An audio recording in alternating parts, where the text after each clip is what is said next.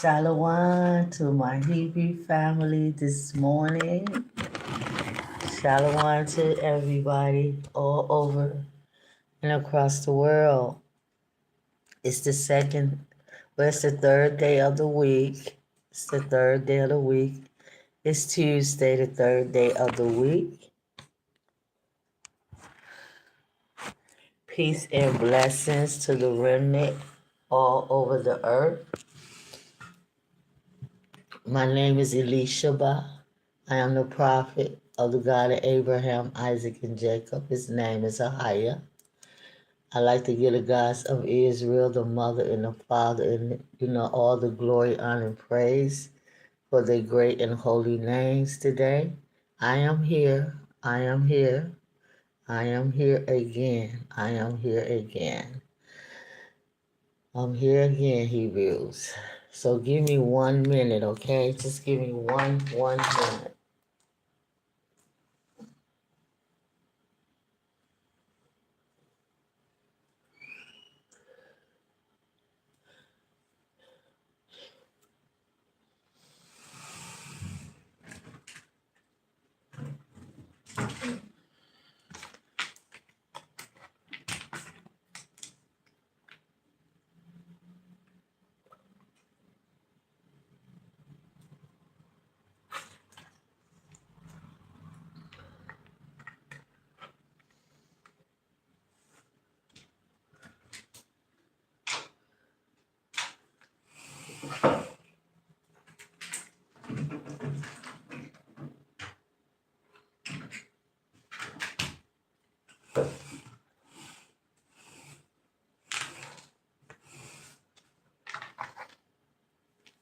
Absolutely.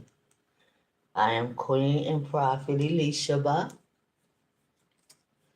I am here to stand in the gap, to bridge the gap, to raise the standards for the children of Israel, the 12 tribes of the Hebrew nation. I am here this morning.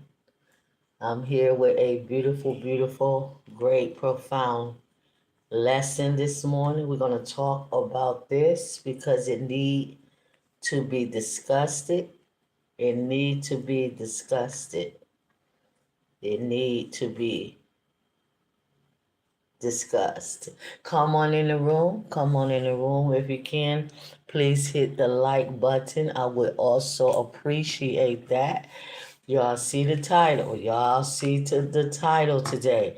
We're going to be talking about the fathers of the Hebrew nation. The fathers of the Hebrew nation. Our fathers. We're going to be talking about that. We're going to be talking about that. We need to address. We need to understand who we are as Hebrews and what it is that our fathers left in this earth for us to do as an example. That's what we're going to be discussing. Hi, come on in the room. Good evening. Good evening to you too. I am glad you are here. I don't want to mess your name up or your title. Marina Gashilas. Glad you are here. Hi to you. So happy to see you, wonderful lady. Glad you are here.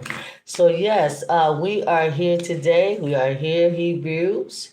We are here. This is God of Israel, 12 Tribes Hebrew Knowledge School. We are here. We're all about knowledge. We're all about wisdom, power, and understanding, divine knowledge, divine wisdom. We all about that in the prophetic. This is a prophetic school. We want to train you. We want to teach you. We want to show you the gods of Jerusalem, the gods of Israel. We want to connect you to those gods. We want to train you and show you and teach you and give you clarity and deep understanding about those gods, the gods of Jerusalem, the gods of the Hebrew kingdom, the gods of the Hebrew nation, the mother, the father, and the son, the three gods of the Hebrew nation. This is what we want to do. We want to elevate you. We want to get you ready for the kingdom.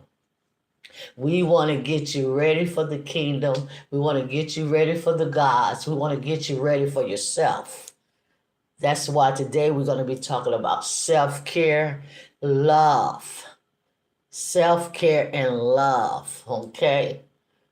Self-care, because before you do anything with the gods of Israel, the mother and the father, Ahia is his name. He's the God of Abraham, Isaac, and Jacob. Before you do anything with the gods of Jerusalem, you have to learn how to love yourself. You have to have self-care. Self-care for yourself and for others and for your other brothers and sisters of the Hebrew nation. So this is all what it's about. We're just going to give it all to you in a whole today. You know, it's going to be like a package deal today. Self-care, love, learning about our fathers, what they did, the examples that they left in the earth for us to do and follow so we can be wealthy just like them, so we can be successful just like them, so we can be prosperous just like our father Abraham, Isaac, and Jacob. Okay? They left perfect examples for us to follow as the Hebrew nation and as the Hebrew people. Perfect examples. Come on in the room. Hit the like button. I'm only talking about the gods of Israel. I'm only talking about the gods of the Hebrew kingdom and the nation. That's all I'm talking about. So you should hit the like button. If you like the God of Israel, you should hit the like button.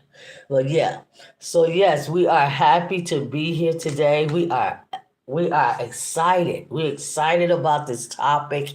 We're excited about what we're going to be saying. You know, it's so many of us. It's so many of us as Black people.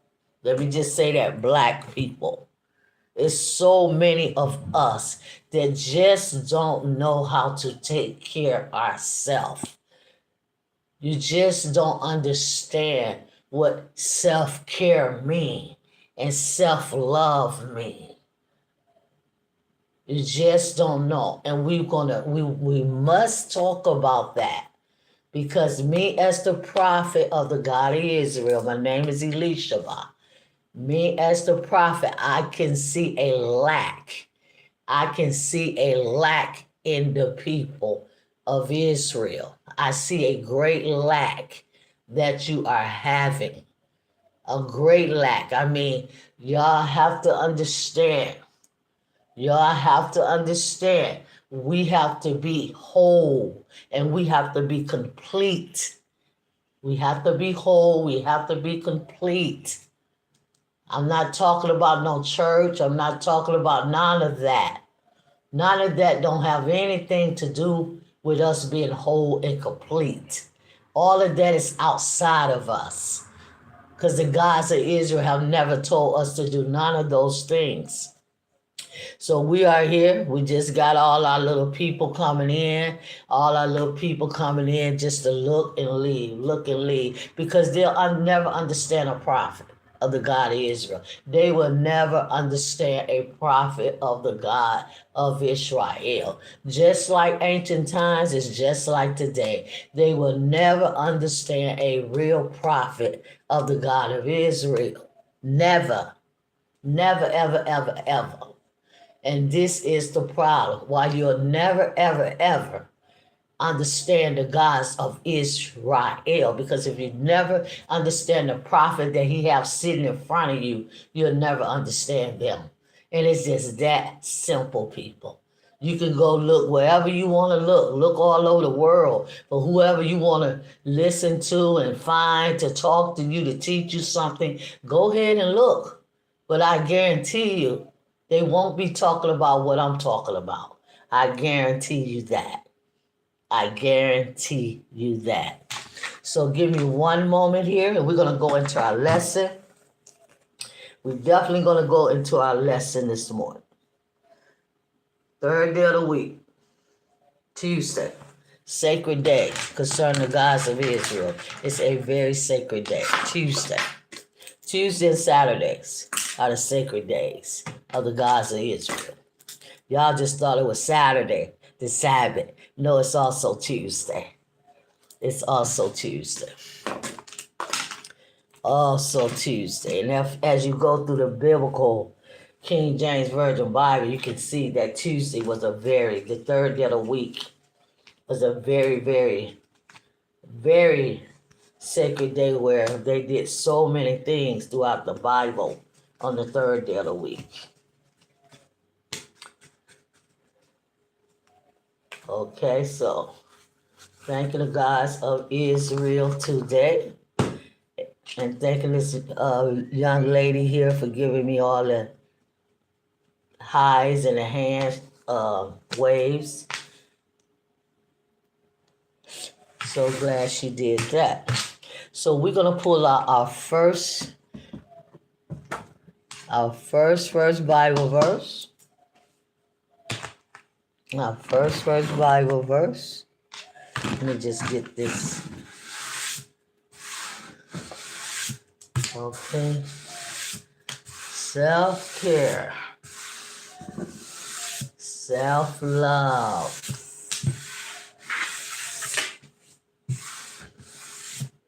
What did they teach us? Let's give you the title.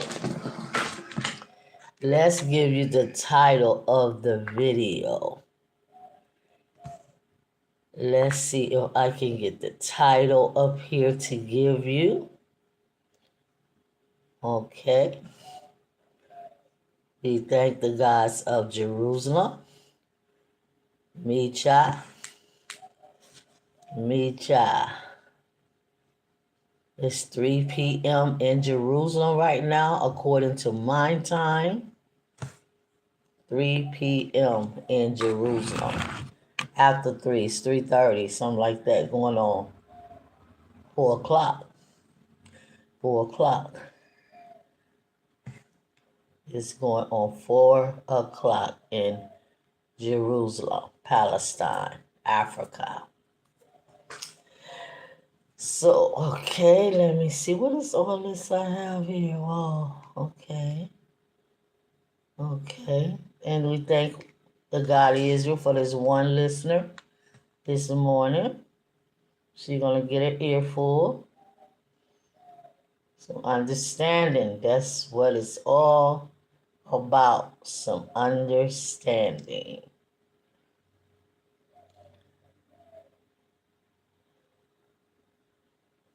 So understanding. But anyway, the title of this video is called Self-Care, Love, and Understanding and understanding our fathers, Abraham, Isaac, and Jacob. What did they teach us? What did they teach us? Okay? What did they teach us?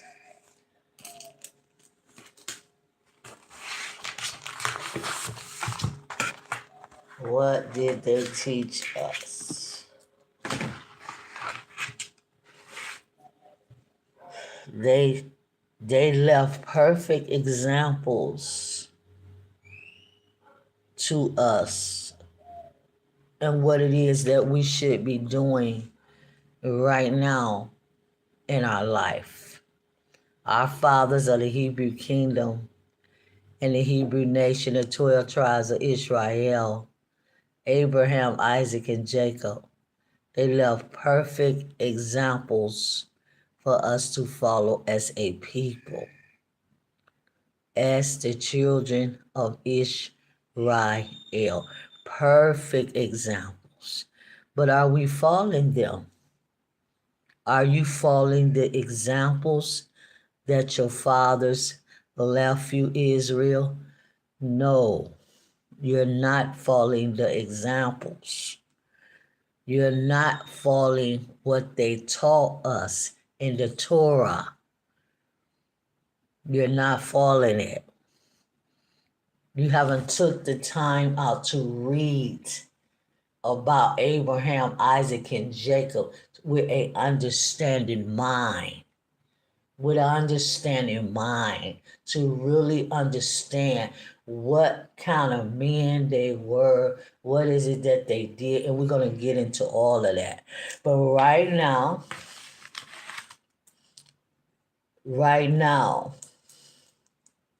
we're going to pull up 1 John 4:19. 1 John 4:19. That would be our first Bible verse this morning, talking about self-care and love. That is a very, very deep statement. Self-care and love. And what is self-care? What is self-care? And what is self-love? That's what we're going to be talking about first. Self-care and self-love. These are the greatest two attributes of this life. Hit the like button. Come on in the room. These are the greatest two attributes of this life. Self-care and self-love. You can only love the gods of Jerusalem, the Mother, the Father, and the Son. It's three gods, not one. You can only love them when you understand what self-care is and self-love. See, this is the problem with the Hebrew nation, the 12 tribes. You don't understand what self-care is. You really don't understand what self-love is either. So 1 John.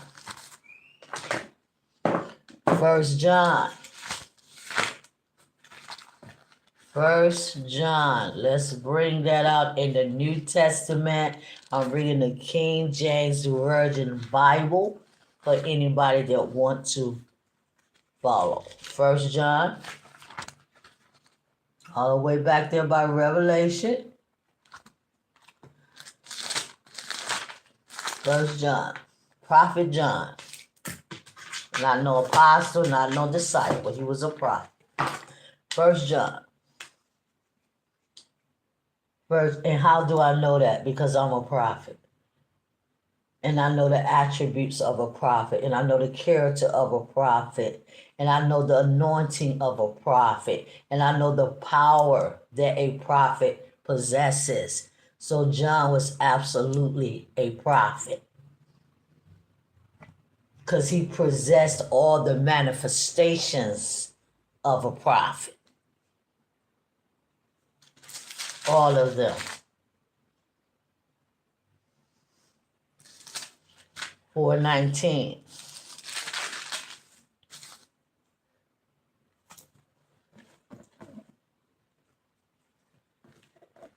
It say, let's start at verse 18. There is no fear. What is this? What the hell is this? Okay. There is no fear in love, but perfect love. We're talking about self-care and self-love, which is love. Loving for yourself, loving for your gods, and loving for one another is real. It's all about self-care and self-love. See, this is what is going on in this world. Everybody is missing the mark. Everybody is missing the mark. Nobody is following the blueprint to salvation. Since y'all love that word so much, salvation, I'm going to use the word. No one is following the blueprint. Hello, street demon. Okay. No one, glad you're here. No one is following the blueprint to get salvation completely, to be complete, to be perfect, to be fitly joined into the power of the Hebrew gods. You have to have self-care and self-love. And then you have to look at our fathers, Abraham, Isaac, and Jacob. What did they do when they was living? What kind of life did they have? Where did they go? What did they say? What did they do? What did they believe? We have to look at our fathers of the Hebrew nation and stop looking at other people as examples for us to follow in our life. Stop looking at coaches and stop looking at counselors. Stop looking at all these elders and bishops and pastors and all these people, rabbi and them. Stop looking at them. You can only look at a prophet that the God of Israel set up in the earth. Only a prophet. No one else. You don't need to look at nobody else. You don't need to look, because all our fathers, they was prophets. Every last one of them. Abraham was a prophet. Isaac was a prophet. Jacob was a prophet. So get your eyes and get your mind off them elders. Take your mind off them elders of your camps and ministries and your pastor and bishop now. Take your mind off of them, because they don't got nothing to do with the Hebrew nation and the Hebrew kingdom. They have a protocol, and their protocol is religion. And their protocol is other gods. And their protocol is teaching you not to have self-care and self-love. They teaching you to trust in somebody else. Okay, let's read this and move forward with the lesson. So it says right here in 1 John, there is no fear, absolutely no fear at all in love. In love, when you love yourself, you will begin to love your gods. And you will begin to understand what your gods want. Loving yourself is the key information right here today. Love yourself. Care for yourself. And stop depending on somebody else to care for you, to wait on you, to give you this, to do that. No, do it for yourself. And love yourself. Because can't nobody love you like you can love you. Can't nobody love you like you. Nobody in this world can love you better than you but your gods. They the only one can love you better than you. No one else. So it says, there's no fear in love, but perfect love. That's the Hava in the Hebrew that we was talking about yesterday. Hava. Hava.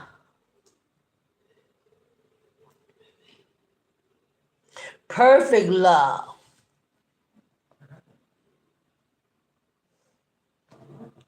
Cast out fear, because fear have torment.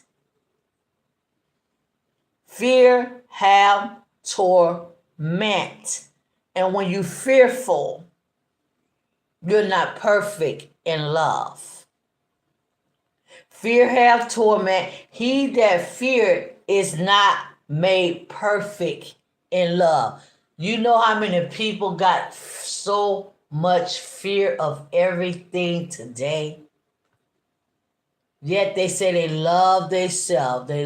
No, there's no fear in perfect love. This is the kind of love that comes from within you. Can't nobody give you this love. It's a perfect love. It comes from the gods of Israel, and it comes from within you. And it casts out all fear, all doubt, all unbelief. It casts all that away. This perfect love. And it don't have no torment. And it don't have no fear. And it don't have no regret. Because you are perfectly in love with yourself. And when you are perfectly in love with yourself, Hebrews, you care about yourself. You care about yourself. And can't nobody do that for you but you. So it say, he that fear is not made perfect in love. Ava. We love him because he first loved us. The God of Israel first loved us. That's why he created us. Him and the mother of Jerusalem. That's why they created us, because they first loved us. And because they loved us, Israel, we have to love ourselves, and we have to love other people. This the problem. You too selfish, you too self-centered, you too arrogant, you too conceited, you too into yourself, you too egoistic, you got too much ego. A person with a lot of ego, they say, you know, they act like they are so in love with themselves. But really what it is that they got so much pride. And they so self-centered that it's not love that they have for themselves. It's arrogancy. That's what it is. So love is made perfect. And it drives all fear away from us. It drives all evil away from us. It drives all torment from our mind, from us. We ain't got to have no bipolar. We don't got to be diagnosed with anxiety and depression and mental illness. We don't have none of that. We don't have no misery. We don't have none of that, because we are made perfect through the goddess of Jerusalem loving us, because they first loved us. And then we have to love ourselves, see. We have to love ourselves, because true love comes from within you. It's not nothing on the outside that you got to go buy, or you got to go, go have, or you got to go to your friend's house and knock on the door and ask them, can they give you some love? Or you got to ask your husbands, can they give you some love? You got to ask your wife, can you give me some love today, baby? No, they can't give you no love. You have to give yourself love, Israel. The only thing they can do is express love to you, but they cannot give you love. Love comes from within your soul. That's where love comes from, your soul. Only your soul care about love. Your flesh don't care about no love. Your flesh don't care about love. Your flesh only care about hating people, backbiting people, getting revenge on people, killing people, hurting people, murdering people. That's all the things your flesh care about that don't have nothing to do with love. Revenge, I'm still mad, I'm still upset, I still don't like them, I still don't trust them, I'm holding it against them. That's the flesh. And you're not perfect in love like 1 John is telling you. Because love don't know no wrong, and love don't know no ill, and love don't hold revenge and grudges. It don't do that. I'm talking about Hava, perfect love. That's what I'm talking about today. We going somewhere with this lesson today, Hebrews. We going into another zone, another dimension today with this lesson. Another dimension, another mindset. Another mindset, another you, the real you. See, that's who you need to meet, the real you. That's who you need to understand, the real you. Not the one that you get dressed every day and you put your shoes on, your Jordans and your fitty hats, and you put your little clothes on and your weaves and stuff on. Not that one. We actually want to get rid of that one because, see, that one is the ego, and that's the one that's keeping you from loving yourself. That one you dress up every morning to go to work, to go to school. That's your ego. That is your flesh, and that is the one that's destroying you. Every single day, when you dress up that ego, you ain't doing nothing but killing the Hava, the love that we was created with from our gods. Love come from our soul within us. Can't nobody give it to you.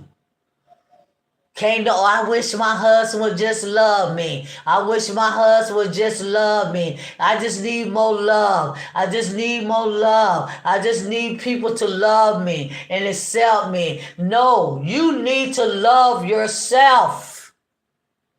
They can't give you no love. All they can do is buy you some roses, or buy you a car, or buy you a house, or buy you a car. They can express love. Love is an emotion. It's a feeling. It comes from within you. There's absolutely nothing you can buy in this world that's going to give you love. Nothing at all. Now listen, it says right here in 1 John chapter 4. I can hear y'all talking. Girl, what you talking about? I love myself, girl. No, you don't. I love myself. I got the best shoes in my closet. I got the best outfits. I got the Joys. I got the Louis Vuittons. I got the Michael Kors. I got all the girl. I love myself. I dress myself. I love myself. I take care of myself. I'm self. No, you taking care of your ego and your flesh. You're not taking care of yourself, which is your soul. You're not taking care of yourself. You're taking care of your ego, not your soul. Your soul is the one that wants the self-care. But see, you keep dressing up the eagle and fixing up the eagle. So y'all stop talking to me today, Hebrews. Because y'all telling a lot of lies. You don't love yourself. You don't have no self-care. You know, you dressing up your ego. That's why y'all women got to wear these wigs and these weaves in your hair and these big old floating ocean eyebrows and eyelashes. Y'all got to wear all of that stuff. All of that stuff. All them surgeries. And, you know, I looked at a YouTube video the other day. The woman was talking about men. How men was talking about how they don't want women no more. They don't want to have sex with women. They don't want to date women. They good just being alone. Okay, it's something wrong with the men. It's something wrong. But I was looking at her. She was just had her weave on and had her makeup on and had the big, I can tell her titties.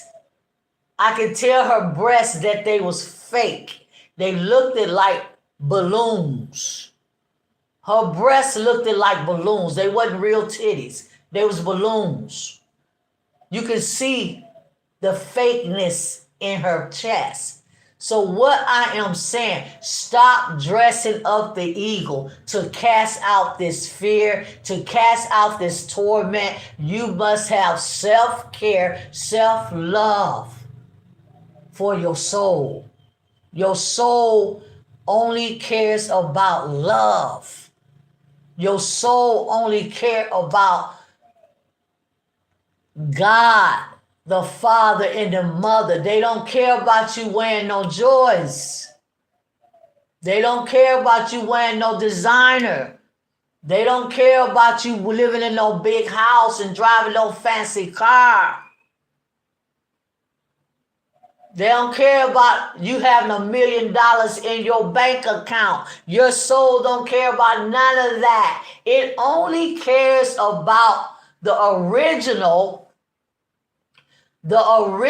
plan that the gods of Jerusalem had when they created us. And that original plan was that we was going to obey them, Adam and Eve, our father and mother. We supposed to obey them, serve them, listen to them, follow them. That was the original plan. It didn't have nothing to do with your flesh, your ego, dressing it up every day. Everybody's so ego, man. Ooh, it's so much ego in the world. So right here it's saying,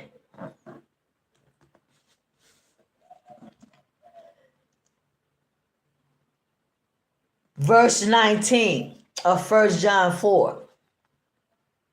We love him because he first loved us, Ahia, and the Son of God, Yeshua. They first loved us. Verse 20 of 1 John 4. If a man say, I love God, the God of Israel, and hate his brother, listen to me, Israel, because this is exactly where y'all are right here. He is a liar. For he that loved not his brother, whom he have seen, how can he love God, whom he have not seen? And this commandment have we from him, that he who loved God love his brother also. See, you have to love Hava. You have to love the gods of Jerusalem. And how do you love the gods of Jerusalem? Stop dressing up your ego. Stop fixing up your ego. Stop doing what your ego want you to do every day. That's the only way you're going to ever love the gods of Jerusalem, because they don't deal with ego. which is the flesh. Stop it. Stop it. Stop. I'm telling y'all, this is very, very serious. What's going on? And it's very, very deep. See, you keep dressing up your ego. And the more you dress up your ego, and the more you pump your ego up, the more you do what your ego want you to do every day. The love of the gods of Israel, Ahia is his name, the mother and the father of the Hebrew kingdom, cannot dwell and live with you. There is no love that's going to ever come from them. And that's why all you women still crying. Oh, I can't get no man. I can't get no man to love me. Don't no man want me. I'm 30 years old. I ain't had no sex. I'm 30 years old. I never been married. I'm 20 years old. Don't no man want to date me. Boo, boo. And they just crying, crying, and crying. But see, they actually destroying their own self. Because they don't have no self-care. And they don't have no self-love. So they need to stop crying over these men. Over these men on YouTube. You ought to see them. It's ridiculous. It's ridiculous to me. Pull off all that ego that you got on your body. Pull all that ego off that you got on your mind. Pull all that ego off of your body, mind, and soul. Pull it off. Let the man see who you really are. All that old makeup. Oh my God, I ain't never seen so much ego. So stop crying, because y'all ain't got no love, and you don't have no self-care, and you don't have none of that. And you think that somebody can give you some love, and you think if you marry a man, it's going to be love, and it's going to be rosy, and it's going to be perfect. No, that don't exist unless you love yourself. Unless you love yourself. Unless you love yourself and love your gods. Then and only then can a man come in your life and give you the love or the expression of love, because they can't give you love. Love comes from your soul. Love comes from your gods. Love comes from within. And it's that simple. Pull all that stuff off that you putting on your body every day. Pull it off. It's destroying you. It's giving you fear. It's giving you doubt. It's giving you unbelief. It's giving you torment. All kind of stuff. That stuff is doing to you. That makeup, that weed, all the clothes, everything. So all of that have everything to do with self-care and self-love. You got to care what you wear. You got to care what you put on. Is this what my soul want me to wear? Or is this what I want to wear? Is this what the God of Israel want me to put on and wear? Or is this something that I want to do? See, you have to examine your thoughts. This is part of self-care. Examining yourself. Examining your thoughts. Examining your mind. Examining what you are thinking about and what you are doing every day. Pay attention.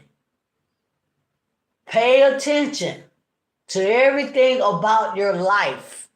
Is this something that our fathers taught us to do? Is this something that the gods of Jerusalem want me to do? Wear and go and believe and think? Or is this something that my flesh and my ego is desiring? So we're going to look up self-care right now. We're going to look up self-care. Hold on, y'all. Wow, I forgot about that. My one little listener going in and out, in and out. Let's look up self-care.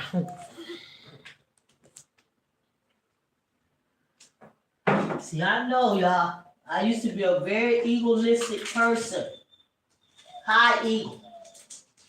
Ooh-wee. Oh my God, I had so much ego, so much pride. Oh my God. Ooh-wee. Let me talk about that to y'all, okay? We got 2 more hours to be here. Let me talk about that to y'all. My God. Ooh-wee.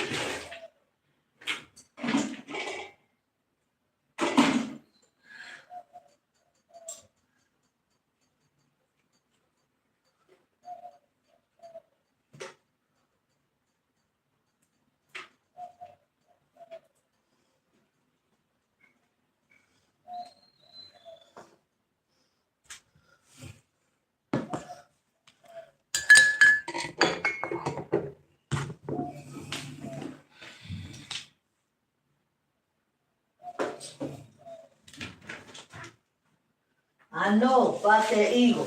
See, that eagle have killed and destroyed so many people. That eagle, that other you, see. That other you. That other you have killed and destroyed so many people today. That eagle. That eagle hate love. The eagle hate real, godly love. Hava. Oh, that eagle hate love. That eagle wear a mask. Every day they put the mask on their face. And they just cannot be real. And they got a lot of performance. Everything that they do in their life every day is part of their performance. They not real. And their soul cannot live with is inside of them. Their soul is yearning. Their soul is yearning for godliness. Their soul is yearning for peace. Their soul is yearning for hava, love. Their soul is yearning. But a person with an ego will not let their soul live. Never. And I'm going to pull up self-care right now. Self-care. Yeah, I had a strong ego, y'all. Woo-wee. You couldn't tell me nothing, listener. Thank you, listener, for being here. I love you. You keep going in and out, but I love you for trying. You always here to listen to me, listener. And that's one good characteristic that you have about yourself. Is that you want to know what the prophet is talking about. So you ain't got no ego like everybody else. They ego. All the people that came up in here, listener, thank you for being here. Keep trying, listener. Thank you. All them people that came up in here when I first joined the video, 10 people, 15 people. All them people got ego. They don't know nothing about love. They don't know nothing about self-care. They don't know nothing about the gods of Israel. They know absolutely nothing. All they know is religion. They got ego, so much ego that they can't hit the like button. They can't hit it because they got so much big ego. See, and their ego gonna always look for something that they want to. The ego gonna always look for something to feed off of. The ego gonna always look for some, excuse me for the noise. The ego gonna always look for something to feed off of. See, and I'm not talking about their religion and their doctrine and stuff that they learn. So right now we're going to pull up self-care. Self-care. Real love and real self-care comes from within. Oh, my husband loved me.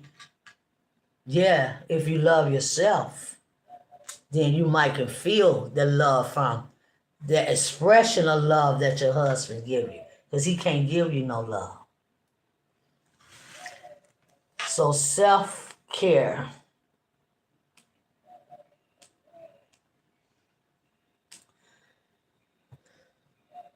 Self-care, it says, is an international action you take to care for your physical. See, this is all what self-care is all about, see. This is what's lacking with the Hebrew nation and the Gentiles too. It's your physical, mental, and emotional health. This is all self-care. You got to deal with your physical body. Billions of people is on medication. Billions of people is on medication. Billions of people is on dialysis. Billions of people is on kidney machines. Billions and billions and billions and billions of people is sick. Why?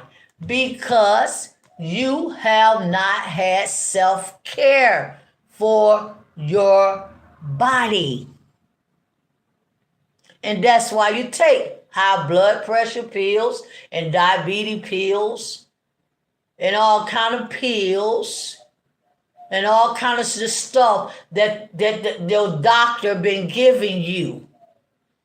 Telling you got this, you got that, you need this, you need that, you got to do this, you got to do that. See, it proves to you how you've been treating your body. It proves to you how you've been treating your mind. A lot of y'all got mental illness. You take antidepressants. You schizophrenic. You hallucinate. You hear voices. You can't sleep at night. You're nervous. Panic attacks. All of that comes from you not taking care of yourself. No self-care in your life. See, when you was 15 and 20 years old, you was going around popping. Wearing your minis, whatever you popping. See, when you young, you don't care about if you're going to have to take high blood pressure pills, or you're going to have a kidney disease or liver disease, or you're going to have dialysis, or you're going to get a cancer. When you young, in your teens and your 20s and stuff like that, 30s, you don't think about none of that. See, that's when you're supposed to be having self-care for your body. That's why a lot of y'all got to wear makeup. Women. Because when you was 15 and 20 years old, you didn't take care of your face. You didn't take care of your face. You did not take care. You just went in the bathroom, wash your face with some soap. You never should wash your face with soap. Never. You go in there, wash your face, and you gone out the door. When you're supposed to be doing facials, and you're supposed to be doing massages to your face, massages to your skin, massages to your neck, massages to your ears and your neck. Yes, self-care, loving on yourself. But because you let yourself go, see, thinking you will always be 15 and 20 and 30. See, you didn't think about that then, but look how wrinkled you are in your face now. Look how many blemishes and marks and discoloration that you have in your face now, that you are 40 years old, 50 years old, 60 years old. Some of y'all 20 years old, and your skin is messed up. No, and you got to throw on that pounds of makeup. And the more you put that makeup on, the more you are destroying the pigmentation of your skin. See, the skin, I don't know who I'm talking to today, Heidi, but I'm talking. The skin is it naturally heals itself in our face. Our skin, our face, the melanin in our skin, we don't need no makeups. We don't need no eyeshadows. We don't need no eyebrow. We don't need none of that. All we need is something natural. Oil, olive oil, aloe vera oil, cocoa oil. All kind of oils is that we need for our face and our body. All kind of oils. But you didn't do that, see. You just let yourself go. Because your ego, see, your ego had you running around. I know, because when I was young, I was the same way. Girl, I'm just going to throw me a wig on my head. I'm just going to throw me some weave on. I'm just going to throw a little makeup on. And girl, I'm gone. No. And see, it was all about the men looking at us all the time. It was all about us throwing that makeup on and them wigs on and that stuff on and all them high heels and mini skirts and booty shorts and all that stuff that we throw on our body. It's not self-care. You fixing up your ego. Woo, and that's why your body is broke down today. My God, higher, help me up in here, mother. Ooh, Lord.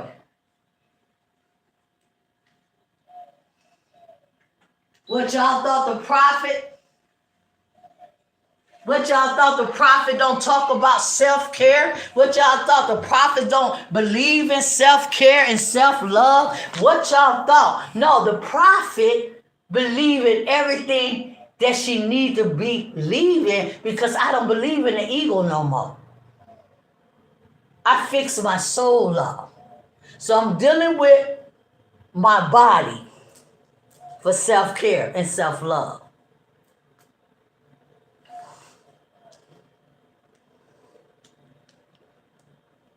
Stop putting all that stuff on your face and on your body.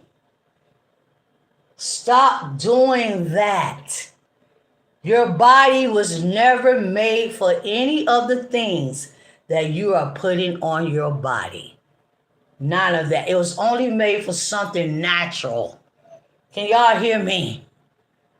Your body, your face, your legs, your hand, your feet, your stomach, your everything was only made for something natural to be on it.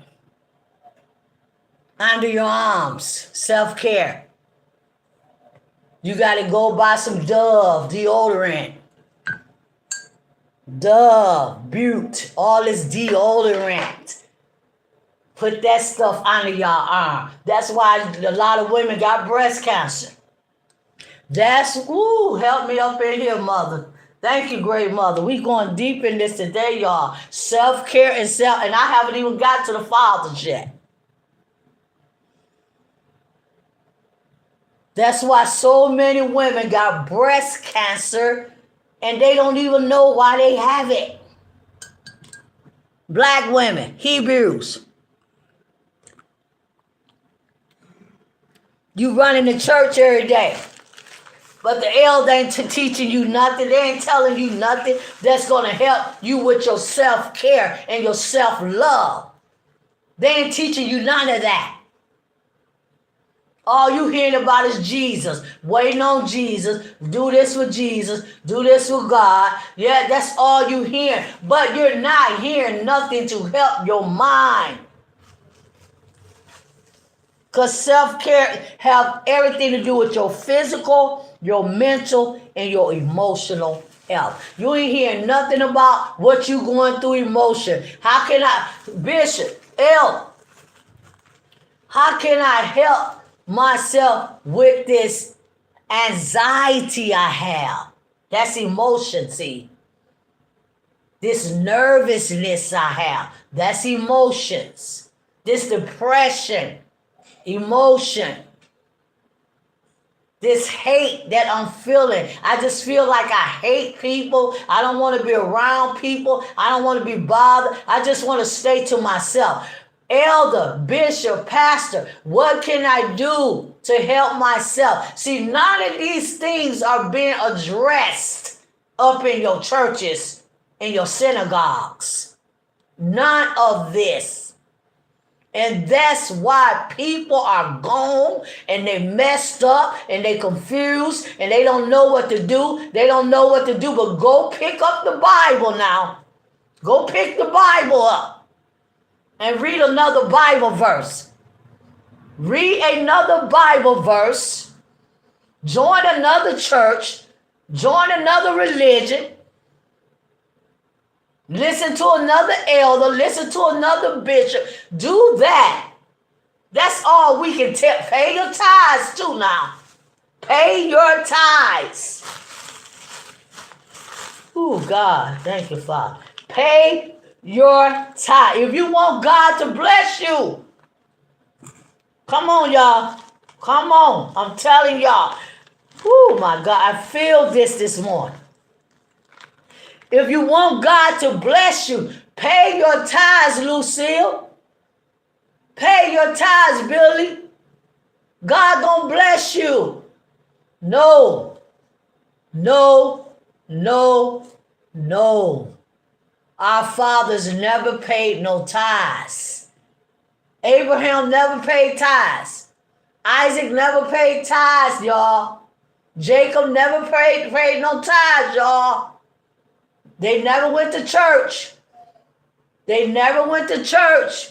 They didn't have no elder over them. They didn't have no pastor over them. They didn't have no bishop over them. They had none of that. See, the prophet is here to set it in order and tell you divine truth, what's real. They didn't have none of that, but they was very, very wealthy.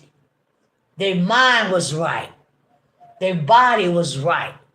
And their emotions was right. So yeah. So self-care, let me read the definition of that, and we're going into another scripture. Excuse me for the noise. Excuse me for the noise. Self-care. See, y'all women just love that makeup. Hebrew Israelite women, Christian church women, y'all just love that stuff. And it ain't doing nothing but destroying your mind. You love the weeds and the wigs and stuff. It ain't doing nothing but destroying your mind. And destroying your care and your love for yourself. Somebody that love themselves. They ain't gonna put no weave in their hair. See, I'm just here to talk real to y'all. They ain't gonna put no wig on. They ain't gonna put no weave on. They ain't gonna put no makeup on. They ain't gonna put none of that stuff on that dress up the eagle to keep your flesh alive and living so your flesh will not die. The soul wants to live. The soul is what belongs to the gods. The soul wants to live. How can the soul live when you have self-care and self-love for your soul? Everything gonna come from within you. You're not gonna go get nothing outside of you to start dressing up yourself and putting on yourself and call yourself a godly woman or a godly man. No, you are ego.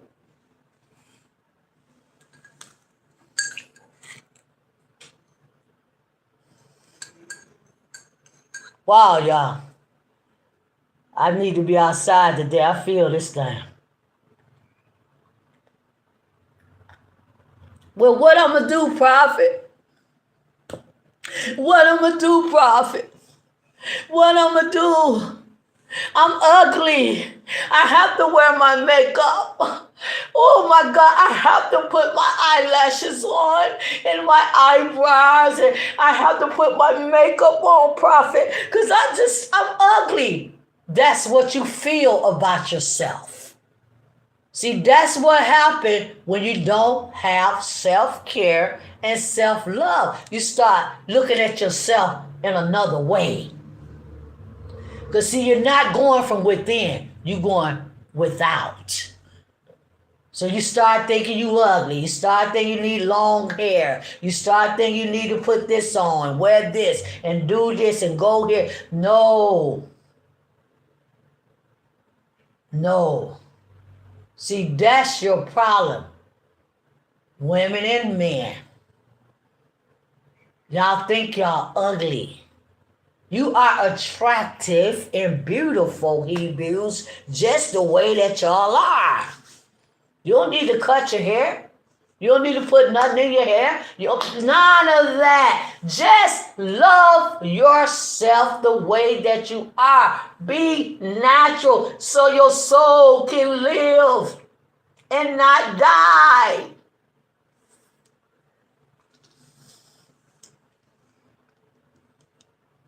So it says here with self-care, we're going to the next scripture. Our next scripture will be Mark 1:35.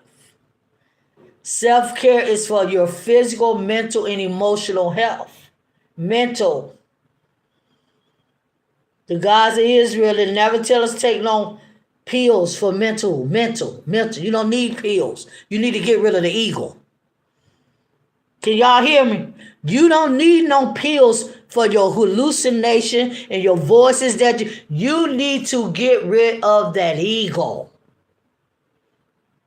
and go back to your authentic selves.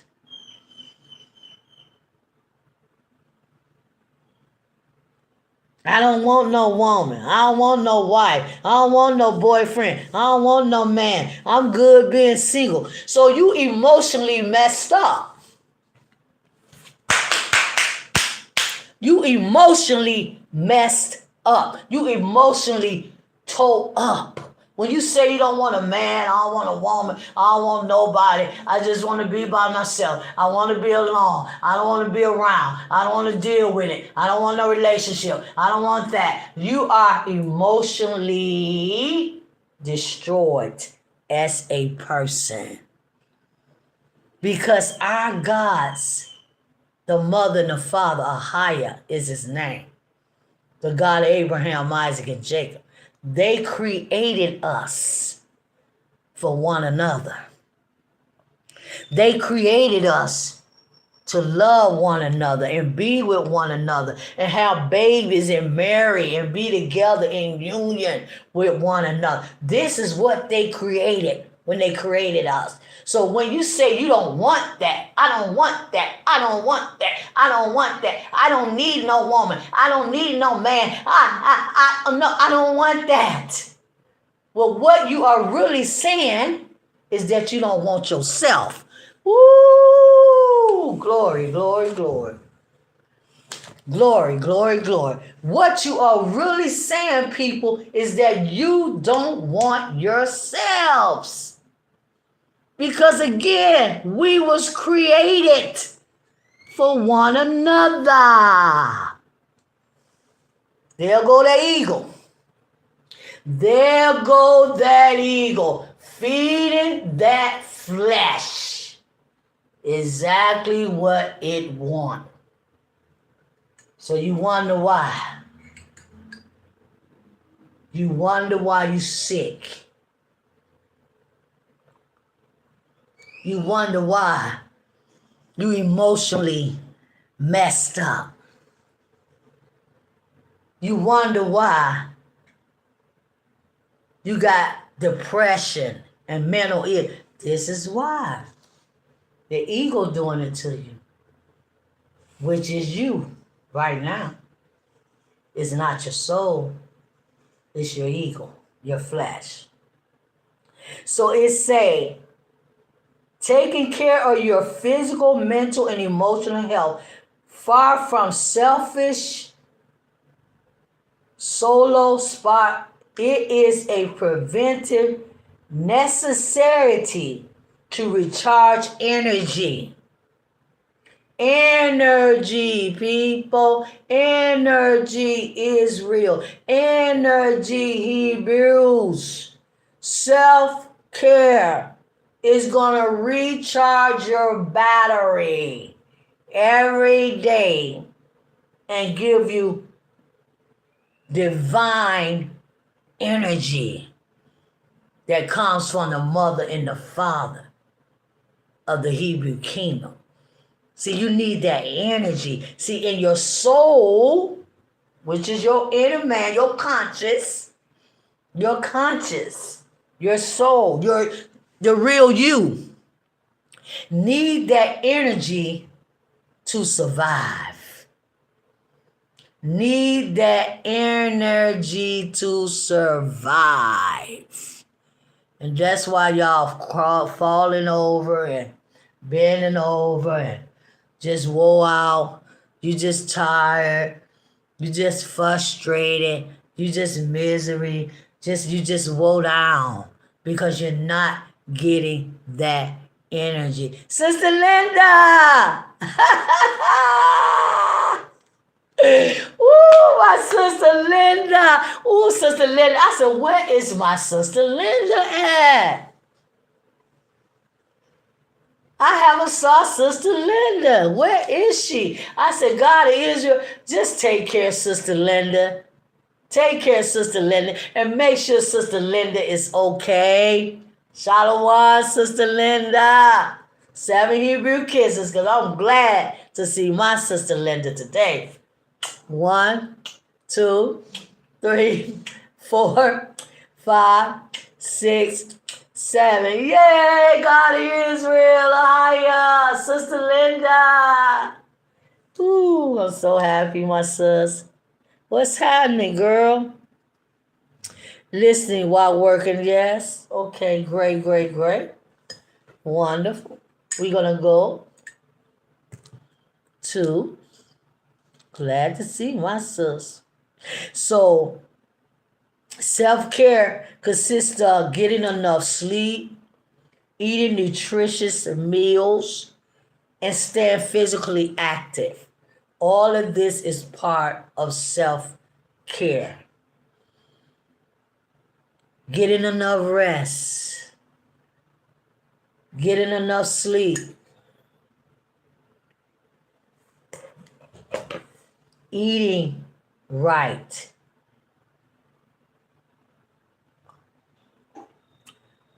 That's why our fathers, our fathers, they always had self-care and self-love because they always ate right because they had their own food.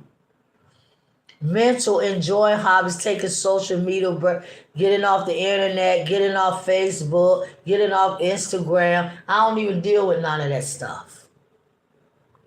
Leave all that stuff alone. Leave all them demons alone that's associated with social media. Yeah, I got a Facebook, but I never chat, and I never post, and I never look at nobody because I could care less about Facebook and Instagram and TikTok now. See, all of this is destroying you as a person. It's draining your energy,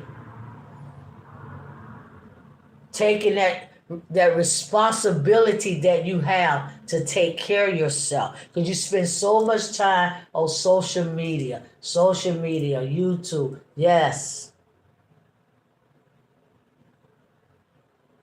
socially, you're supposed to be connecting with friends, families of your community. Stop being alone. I don't want to be bothered with nobody. I just want to be by myself. I just want to be alone. I don't want to deal with people. No, my husband is dead. But I still desire a man. Because this is what I'm supposed to desire. A man. I am a woman. So you don't need to be isolating yourself. Staying away from people. Staying away from people. Don't want to be bothered with people. See, all it is under self-care. And you have trillions and millions of people today that isolate themselves every day. They got to be alone. They need to be alone. It's so much of that with men and women. I'm talking about young men and young women today. No self-care. And long as you don't care for yourself, your soul dies. Your soul cannot live, which is your inner man, cannot live. You kill your soul, because we was created to connect with each other, to talk to each other, to be with each other. Everybody's so isolated. Isolated. All you thinking about is your problems, paying your bills. Girl, I gotta pay my bills. I gotta go, I gotta pay my bills. That's all on your mind. It's uplifting this world and its surroundings. I gotta pay my bills, I gotta do this, I gotta do that. No, you got to have self-care and self-love so you can connect with the gods. Because as long as you don't do that, Elder Ricard, he ain't teaching none of that. Oh no, that man ain't teaching y'all nothing. No. Nothing at all. Okay, it says socially, you need to connect with family and friends and community. I love community. I love community. I love getting in the community. I love feeding the poor and the homeless. I love community. I love community. I like to talk. I like to be around people. I'm not an isolated person. I'm not isolated. It was a time in my life, Sister Linda, when I was younger, in my 20s, in my teens, before I met my gods, is that I felt that I had a lot of fear. I was nervous around people. I wasn't comfortable around people. I didn't want to be with nobody because I felt like I never fitted in with them people. See, all of that comes from my emotions. Emotions, things I went through when I was a little girl. So, being with people is very important. Talking to people is very important. Spiritual, it says reflecting on personal values, spending time in nature, and expressing gratitude. Spending time in nature.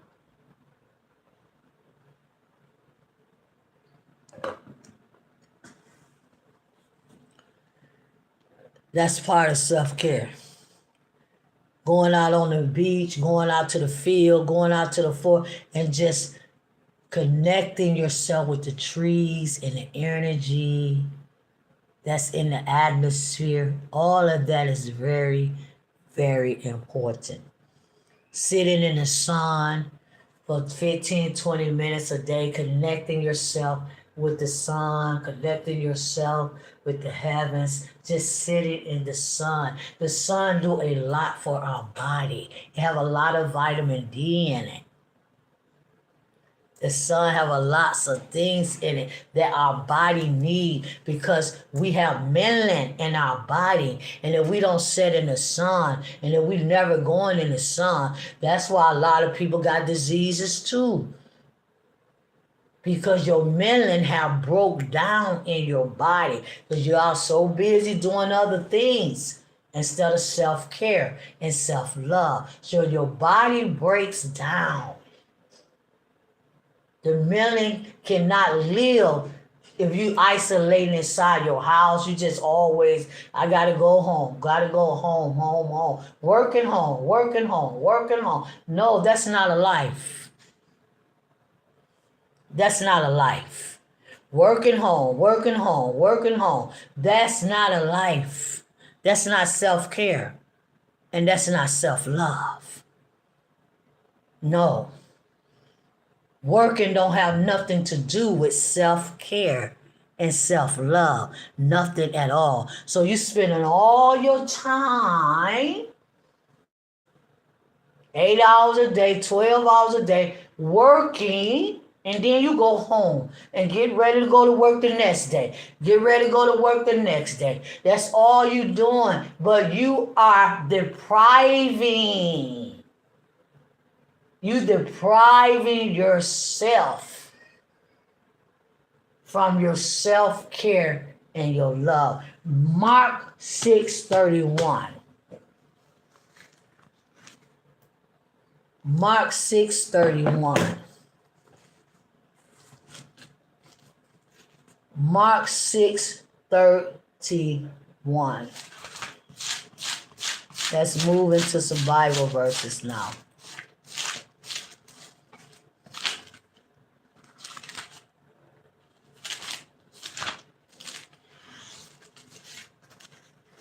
King James Version Bible. Sister Linda. My sister Linda is here today. Happy to see her. Sister Linda, this is the last week of our fast. This is the 7th and final week.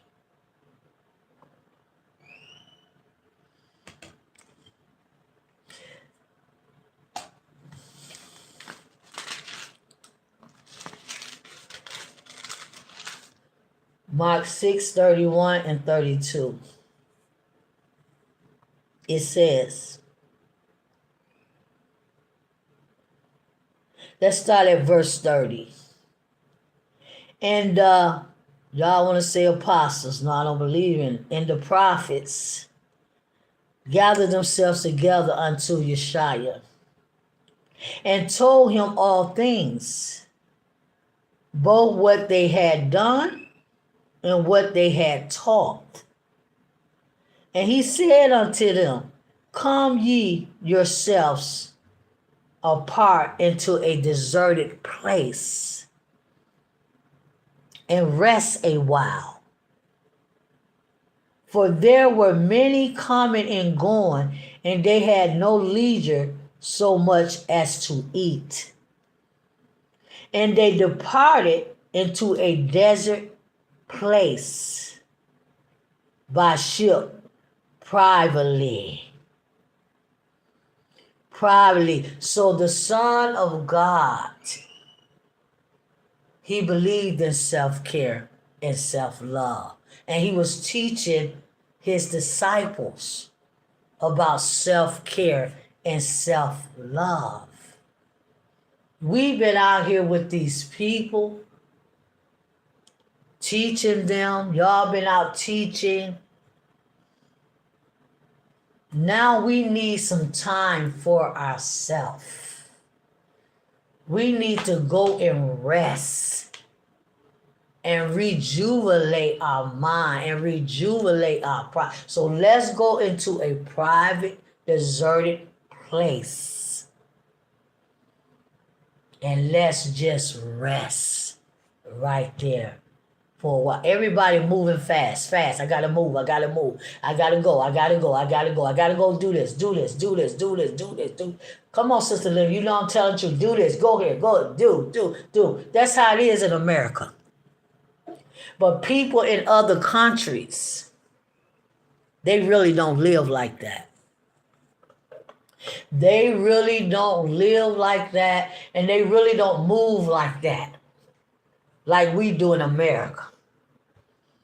We got to always be busy, and we got to be always doing something. We got to always be going somewhere to buy something and to get something. But no, self-care means you need to slow down and just rest your mind. Don't go to the grocery store today. Don't go to the bank. Don't go anywhere.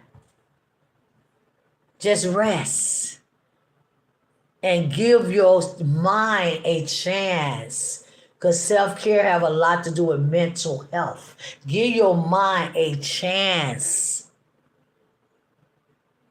to rejuvenate itself. See, I'm mental health big, y'all. I'm mental health. I'm mental health. I'm mental health. Mental, physical, all of that. Emotionally, yes. A lot of people got a lot of emotional problems, and they just don't know how to deal with them. And they ain't getting no church, no help from nobody. And that's why the flesh is living. So let's go to another third verse. Okay, let's go to another Bible verse. Matthew 15:32. So even Yeshua, the Son of God, recognized that he needed to go and be away somewhere in a quiet and deserted place. In America, so much noise. Shooting, killing, guns, this, siren, fire truck, so much noise. All you get living there is noise. You're not going to get no relief when you go outside. Everything noisy and everybody moving fast and moving crazy, running around, taking care of their ego, running around, taking care of their ego, so the soul will not live. It's going to stay dead. They just running around, doing ego, everything ego. Ego want to go to McDonald's. Ego want to go to Burger King. Ego want to go to Applebee's. Ego want to go, to Red Lobster today. Ego. When the God of Israel told us what to eat, he never told us to go to Red Lobster and McDonald's and Wendy's and none of that. So again, self-care and self-love for your body, for your mind, and for your emotion. Even eating the food that the ego, which is the flesh, want you to eat every day, do something to you emotionally and physically and mentally. The food that you are eating. No, you need good food. And we going into our ancestors now, our fathers. Let's read another Bible verse.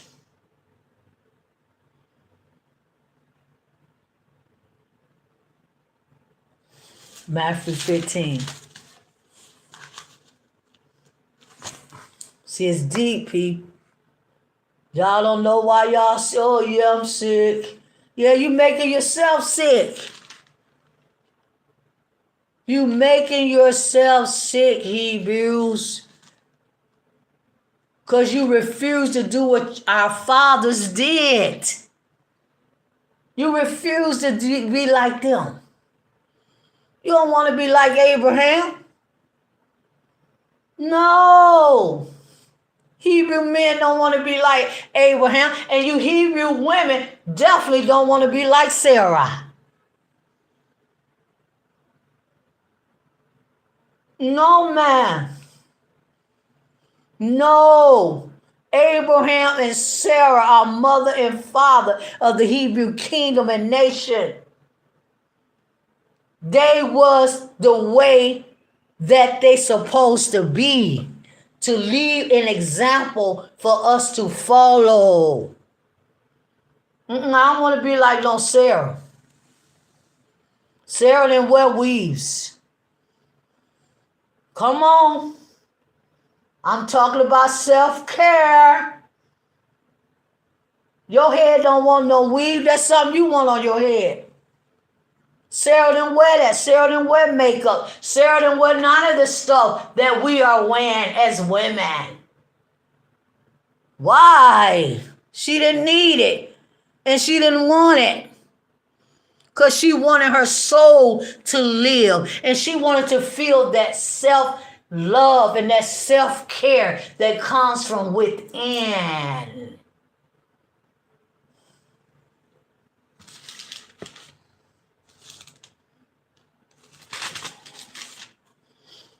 So we're going into that next, our fathers. Because see, Hebrews, y'all have missed the whole entire thing. Y'all have missed the whole mark.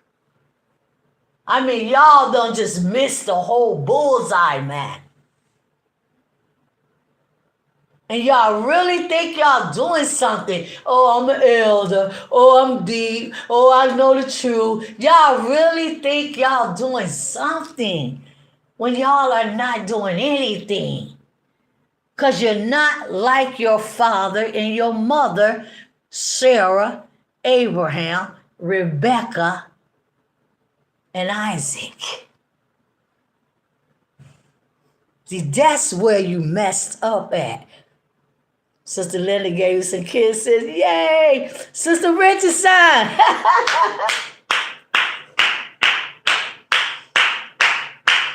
I got the team in here today. Sister Daylise, I don't know where she at work somewhere doing something. I got the team in here today. Shalom, Sister Richardson. Yes, ma'am, you are so right. Thank you. Yes. We got to wake up now and go. We got to grow. We got to grow, remnant. We ain't falling no more madness and mess. Our soul got to live so we can make it to the kingdom and connect to our gods. It's all about soul stuff now. We don't need to feed the ego no more, the flesh. Thank you, Sister Linda and Sister Richardson. Matthew 15:32. So we're talking about Yeshua, the Son of the living God, the Mashiach. Then Yeshua, see, called his disciples unto him and said, I have compassion on the multitude because they continue with me now 3 days and have nothing to eat. And I will not send them away fasting, lest they faint in the way. Excuse me. So the Son of God realized that the people that was following him, they hadn't ate no food in 3 days. And what did he get them to eat? He didn't give them no Burger King. He didn't give them no hamburger, hot dog, beef hot dogs. chicken hot dogs, turkey hot dogs. He didn't give them none of that. He gave them fish. He gave them fish and bread.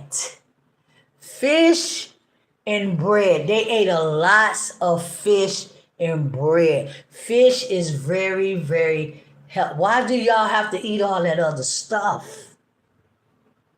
Why do we have to eat all that other stuff? All that old meats and and roast beef and lamb meat and beef ribs and no. We talking about self-care for our soul. Our soul don't want none of that. Our soul want what the Son of God was eating. That's what they want. And he was teaching Peter and them. They was already fishermen. That's all they did was fish, catch fish. But we got to just have all that other stuff, see. And that's what's destroying our body and our health. All that old grease you eat and frying this and putting the oil in here and doing this and yeah, I'm having macaroni and cheese tonight, girl. Ain't nothing wrong with macaroni and cheese. As long as it's some good cheese and it's some good pasta. Ain't nothing wrong with it. So again, let's go to Psalms 118:8.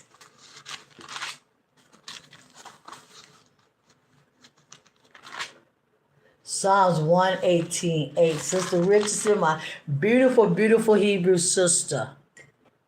Akwada.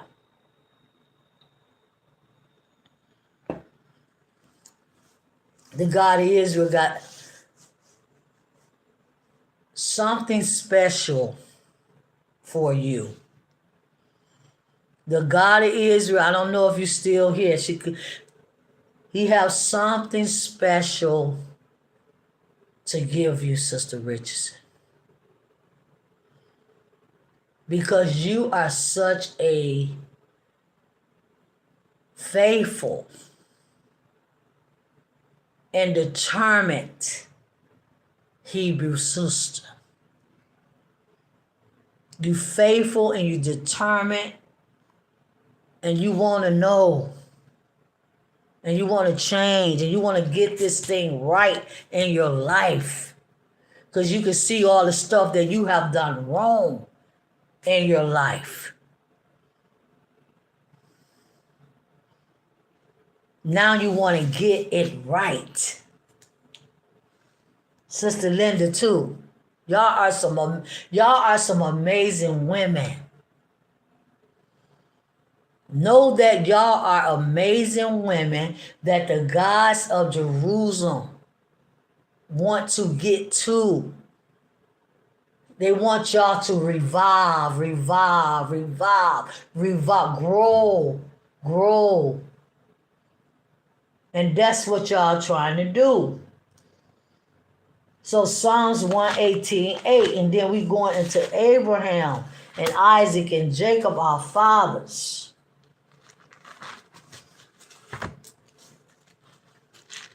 Do I eat pork? No.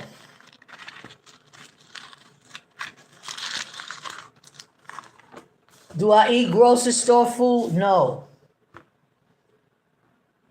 I have my own food. Psalms 118:8.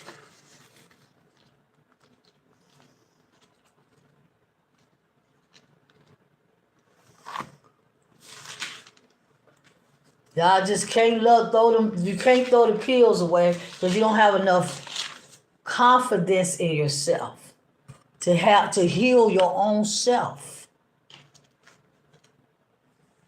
It was one sister that used to listen to me on one of my other channels that I have. Queen Elishaba, Beauty That Glows Enlightenment. That's the name of my other channel. Sister Linda was her name. She would always come, hey, Queen. She could always come listening to me.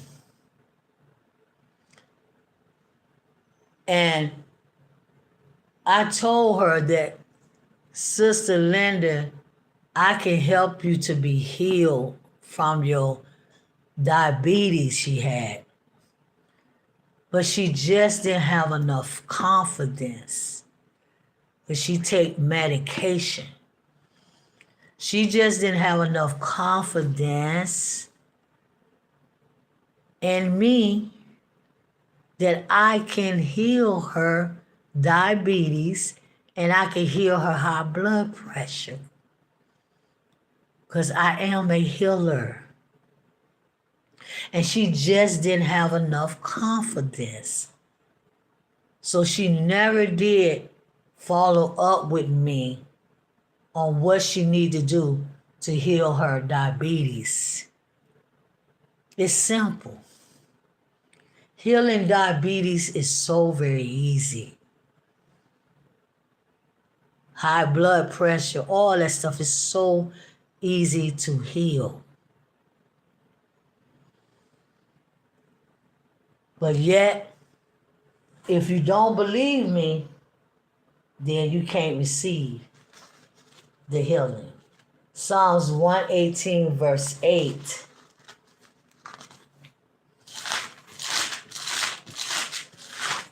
And everybody's sick because you've been feeding your ego too much, your flesh, and your soul is not living, just your flesh. See, your soul not sick. Can y'all hear me? Your soul is not sick at all. Your inner man, your inner self, your authentic self, your soul is not sick. It don't have no pain. It don't have no aches. It don't have none of that. And that's why your soul is just like the gods of Israel. And that's why we need to feed our soul and give our soul what it wants so it can live. So it can live.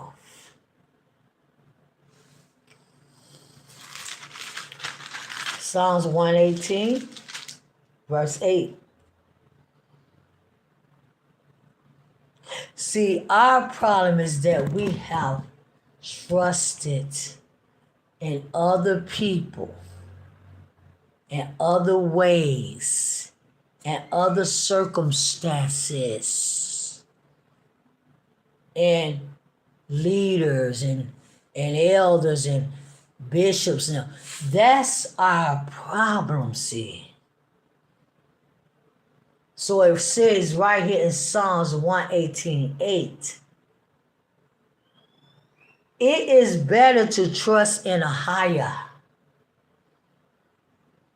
See, don't nobody really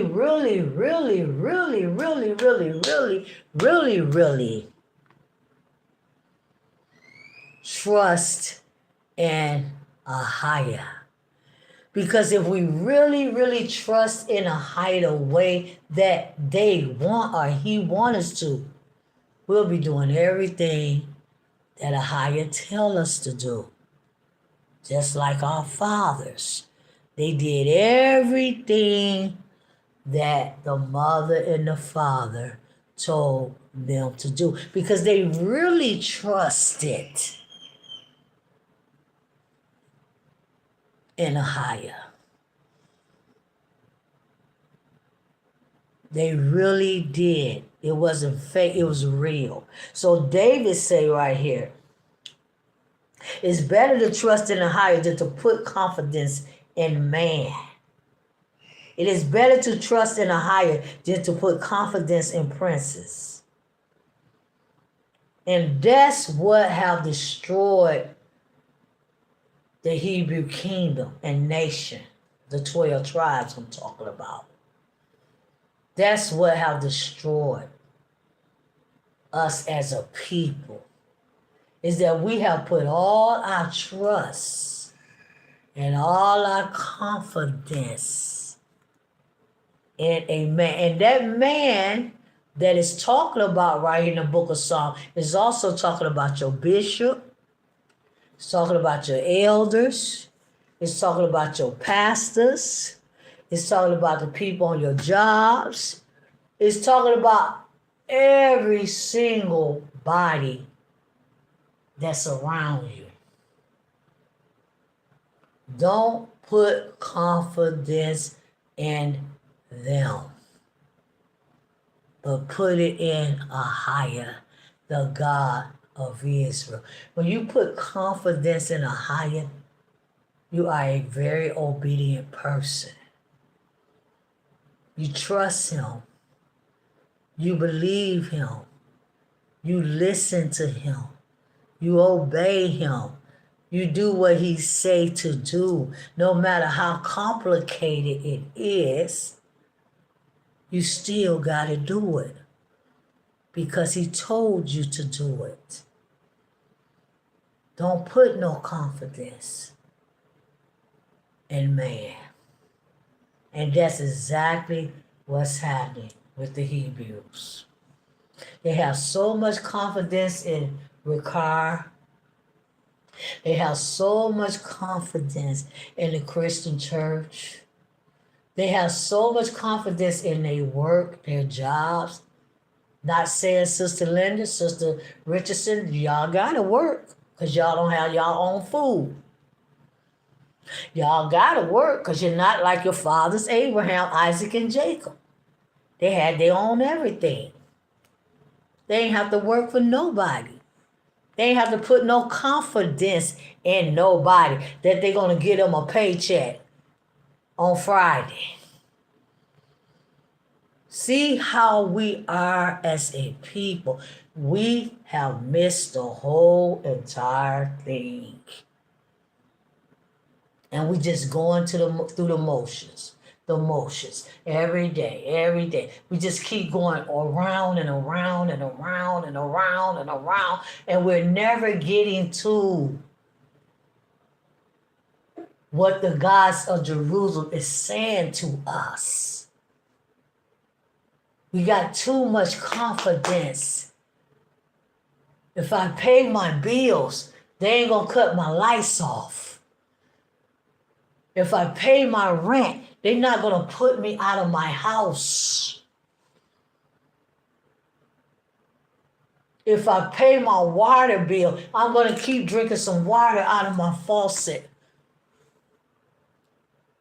When I go to the grocery store to buy my food, that food is there so I'll be able to eat. See, that's putting confidence in man.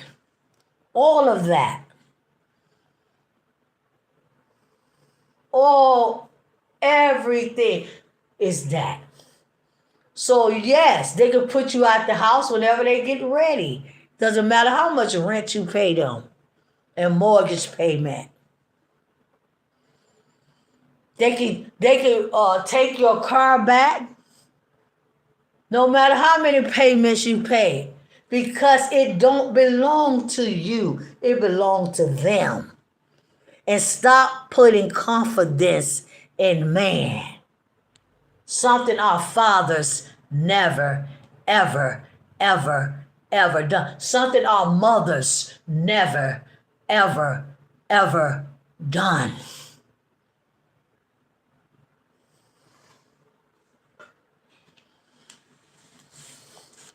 Don't trust your princess, Israel.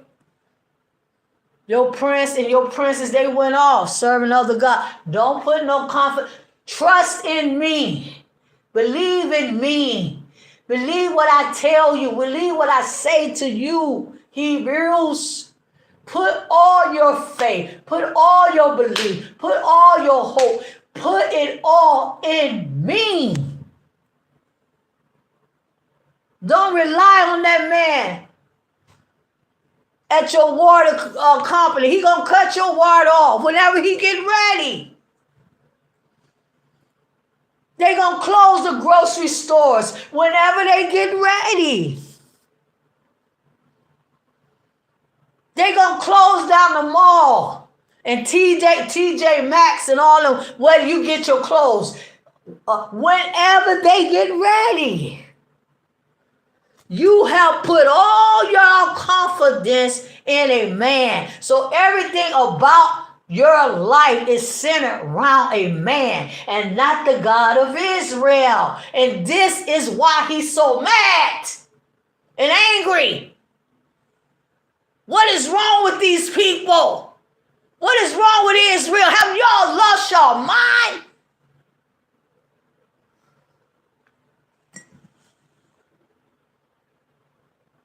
Oh, I'm just going to be a good Christian.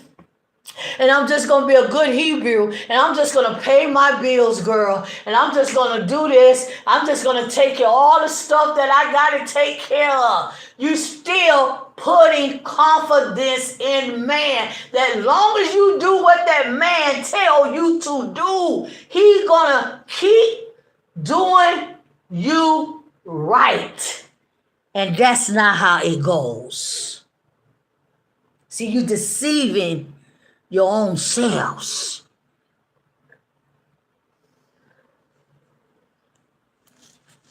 Oh my God, Israel, thank you up in here today. It's crazy to me how we saying, oh yeah, God, Father, yeah. Where is our confidence in him and what he told us to do? We're not doing what he told us to do. Israel.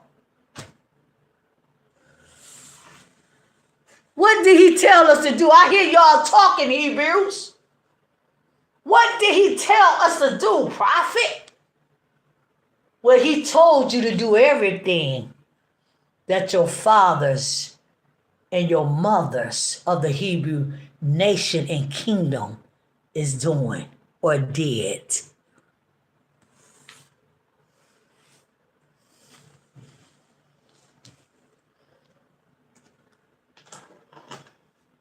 That's why you work so hard.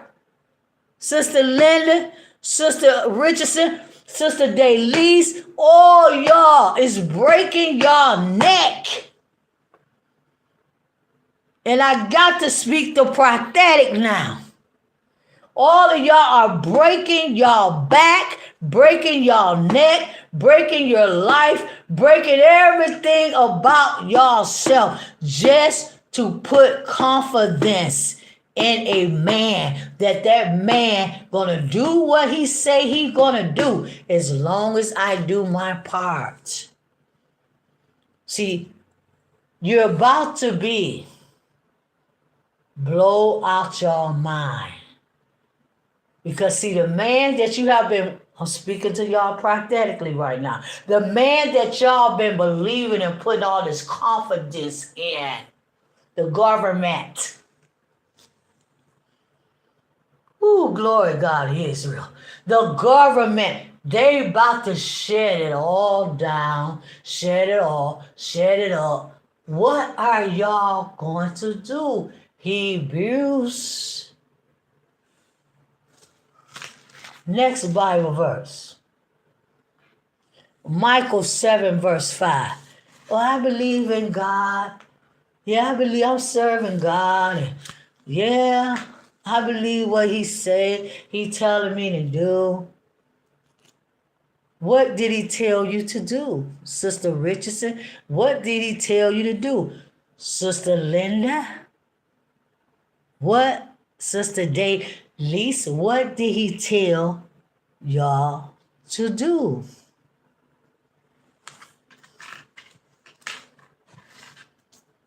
Look at the lives of your mothers and your fathers. That's what he told us to do. Something that we're not doing. Or should I say, y'all are not doing. Micah.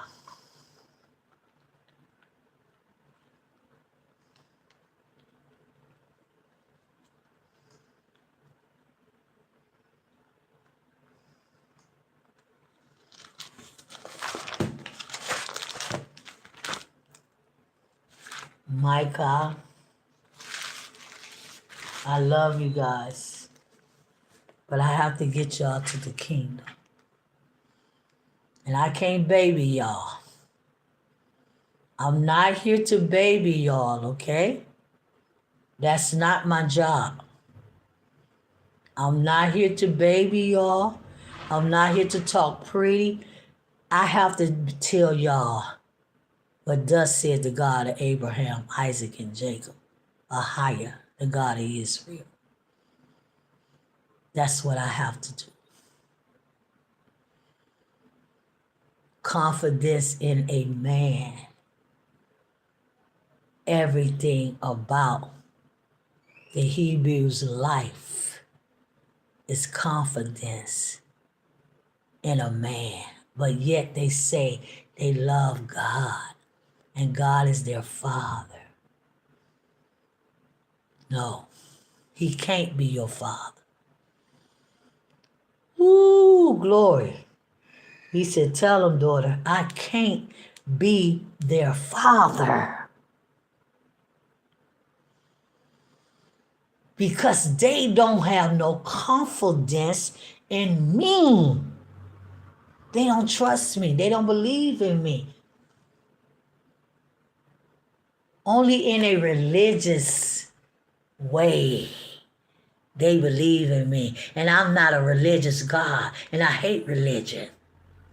So how can I be their father? See, they keep trying to serve me and believe in me religiously. And that don't work with me. I'm the God of Abraham. I am Ahia. Ooh, Father. Thank you, Father. Glory to your holy name. Thank you. So I'm here. I'm here to help my Hebrew family to rise. Self-care and self-love. That's what it's all about. So you can connect to the gods.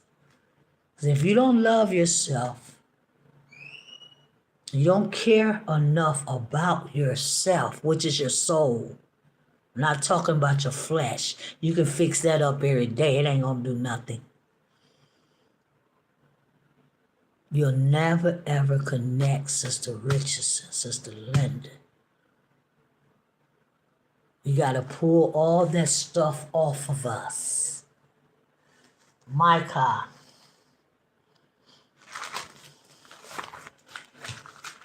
Ooh, glory to the gods of Jerusalem.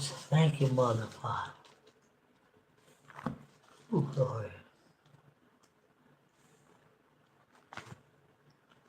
I know I'm not talking. I know I don't sound like nobody you ever heard.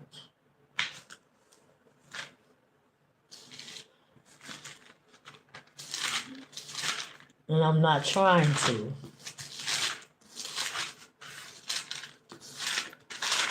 I'm not trying to. Believe me.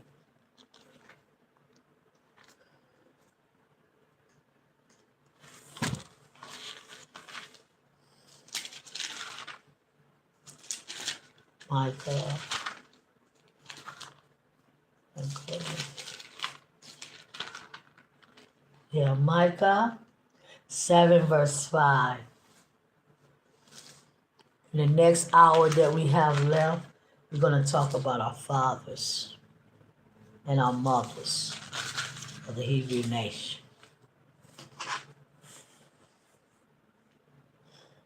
Micah 7 verse 5.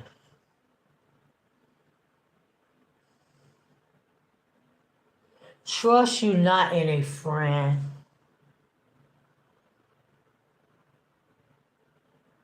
Put ye no confidence in a guide. What is a guide? A witch or a sorcerer or a pastor or an elder or a bishop.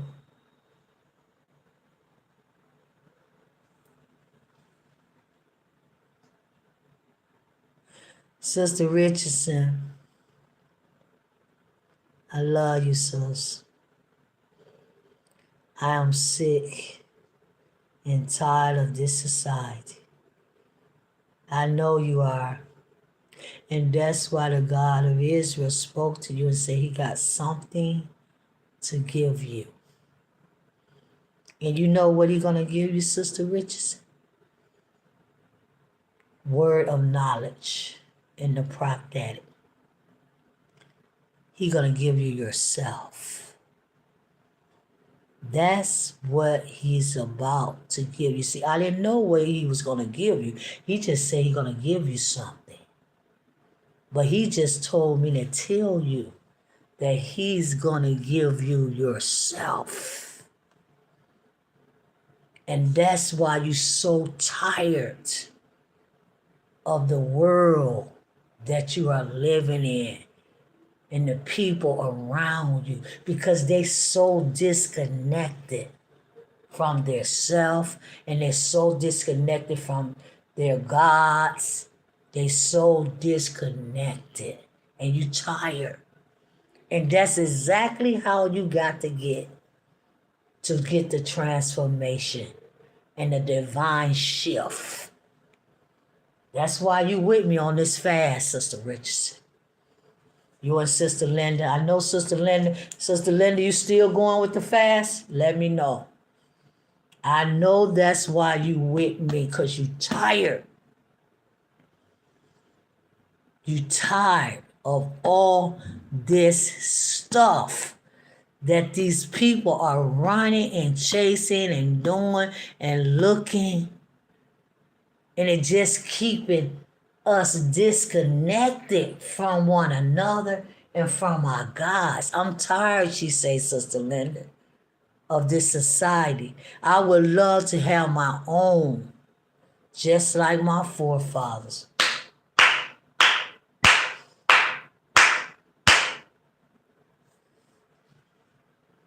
Beautiful Hebrew sister, Akwala.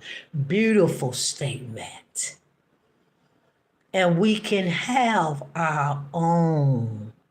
There's absolutely nothing we can't do, because we are the remnant. Remember that.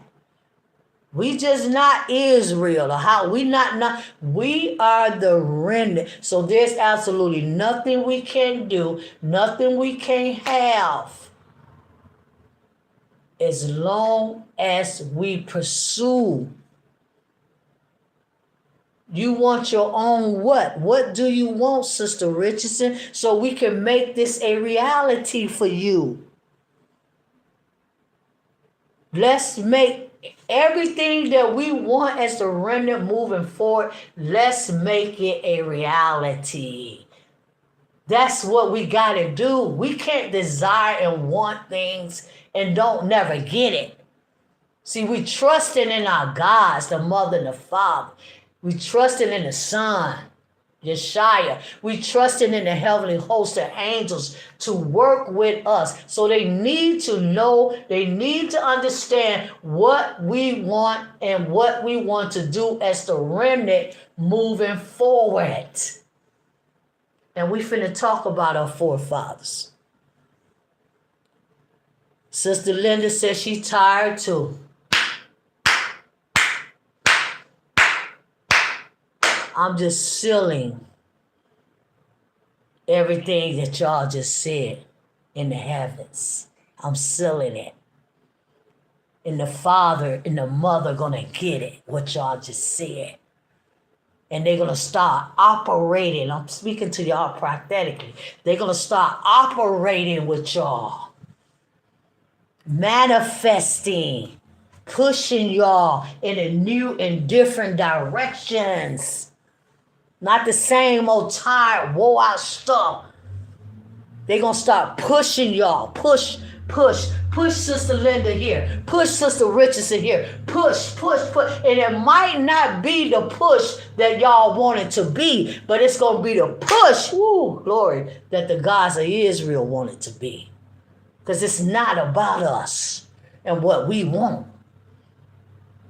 Our first service is to them. And our second service is to ourselves and each other. So get ready for the shift, y'all. Get ready for the push. We about to bring forth. We're going to show these Hebrews. We're going to show the children of Israel how to have what our fathers and our mothers had in this earth. We're going to have it because we want it. So Micah 7:5 says, thank you, Sister Richardson, for that. And Sister Linda, I know exactly what y'all are saying. Trust you not in a friend and put no confidence in a guide. Keep the doors of your mouth from her that lie in your bosom. Listen to me, Sister Linda and Sister Rich. This scripture is saying to us, don't tell people. It could be people in your family. It can be your sister. It can be your mom. It can be your dad. It can be whoever. It can be your friend. Don't tell nobody things that's divinely inspired to you. Keep everything quiet. Close the door of your mouth. If you want to leave and go somewhere else, then leave and go first without telling them. Because see, they're going to discourage you from not doing what it is that you feel you need to do. You want to go and buy something and get something, go and do it without telling anybody. You cannot trust the bosom, the people that's laying next to you, like your husband. Can't trust them either. You can't trust mom and them. We can't trust nobody but each other because we are the remnant. We are the remnant. We can trust only us because we are after our gods. And we are after what our fathers built in this earth. We after our inheritance. Abraham left us a lot of wealth, y'all. Woo! Jacob left us a lot of wealth. Isaac left us a lot of wealth, y'all. A lot of wisdom, a lot of knowledge, a lot of understanding. We got a whole lot of stuff, y'all. We got a whole lot of stuff that they left us, our mothers and fathers of the Hebrew nation, that we not tapping into that divine wisdom, that divine knowledge, that divine understanding. They left us a lot of stuff. And we just not doing nothing with what they left us. We keep looking for these white folks, Chinese, all these folks. We keep looking for them to give us something. To give us some hair, to give us some clothes, to give us some food, to give us some this, to give us a house, to give us a car. No!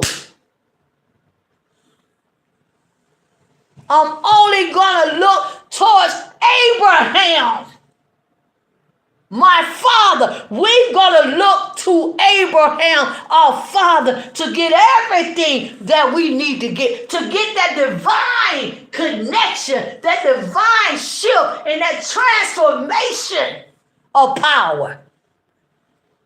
Ooh, glory. See, y'all, when I get like this, I need to be in a room with a lot of people. I need to be in a room with a lot of people when I get like this. Because I'm ready, I'm fired up. I'm a fireball right now. So I need to be in a room with a lot of people to transform Hebrews' lives. They need to know, oh my God, they need a me, and they need a Deborah, and they need a Judah. Let's go to the next Bible verse. Jeremiah 17:5.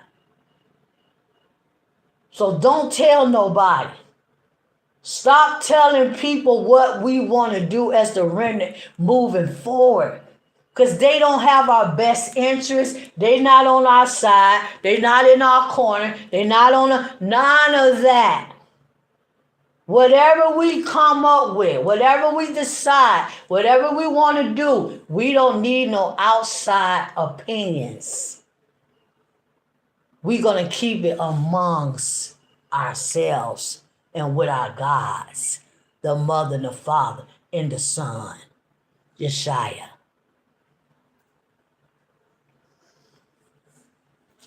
Jeremiah 17:5. God of Israel, I thank you, Father. So be quiet, Sister Riches. Y'all tired now. Y'all tired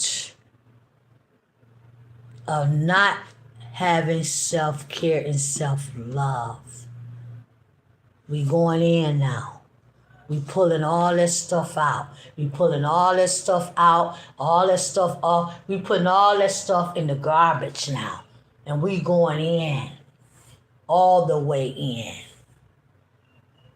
We are the remnant, and we are powerful, and we are great, and we are God's.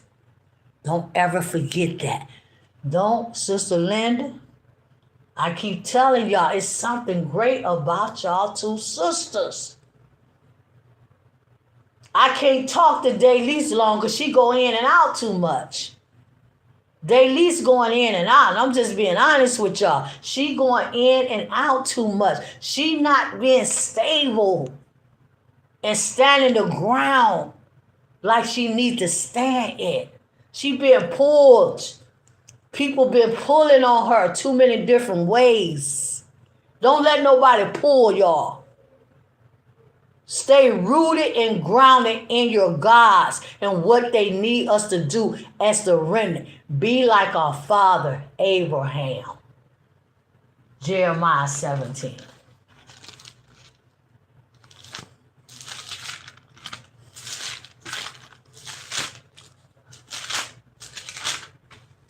Oh, God. Thank you, Father. Jeremiah 17, verse 5. Thus said Ahijah, cursed be the man that trusts in man, and make flesh his arm, and whose heart depart from Ahijah. See, cursed be the man that trusts in a man. And Sister Richardson and Sister Lynn, that's why y'all feeling so tired.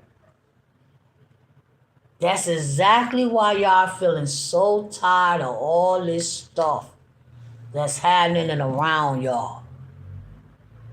Because see, the curse is that when we trust in something or somebody more than we trust in the God of Israel, Ahijah, we are cursing our very own selves and our very own existence.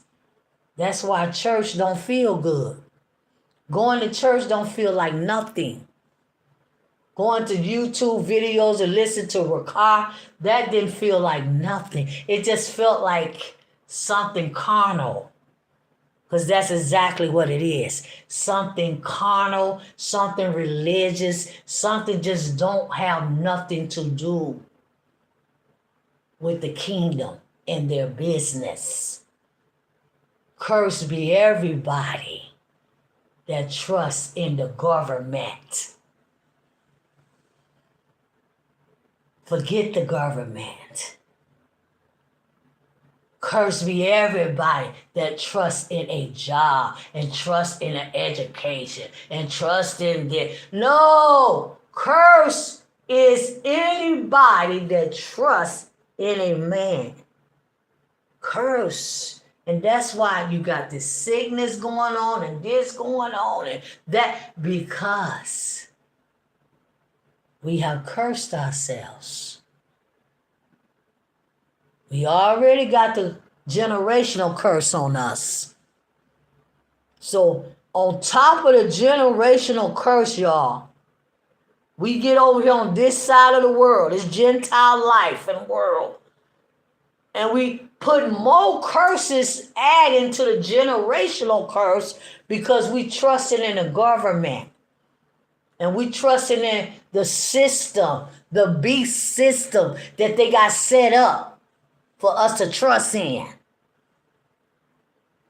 And we cursing ourselves more in disconnection, more and more and more and more and more, until you get so disconnected from the gods of Jerusalem that you don't want to live no more. Because you have fed your flesh so much food and so much stuff and so much religion and so much this and so much that. You done fed your flesh so much stuff that your flesh is ready to kill you now. Because your flesh don't want to live no more. Because it done reached the point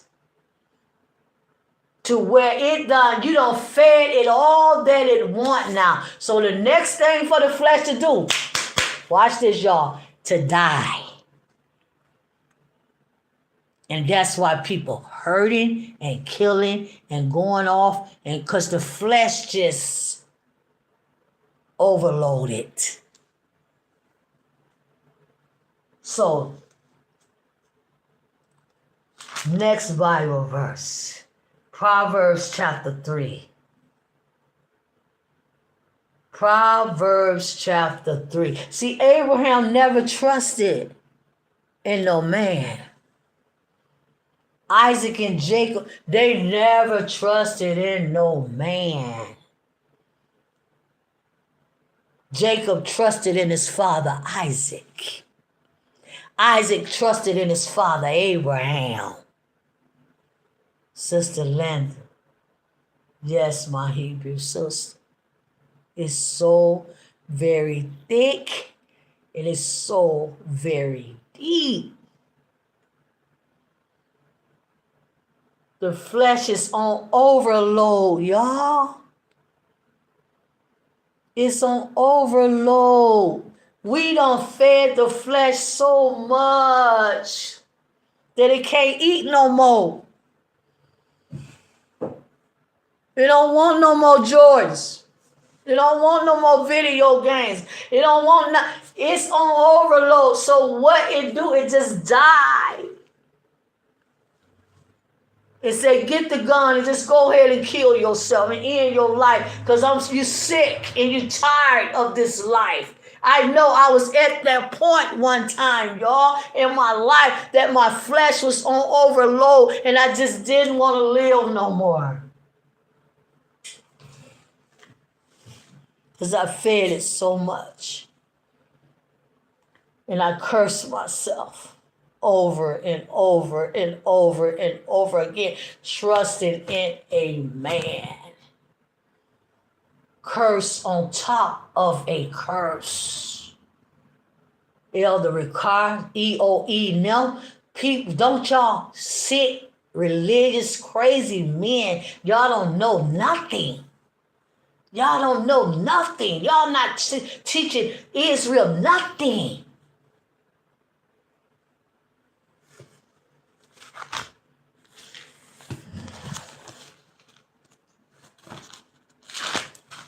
Thank you, Sister Lynn. I feel like saying, wow, what you doing?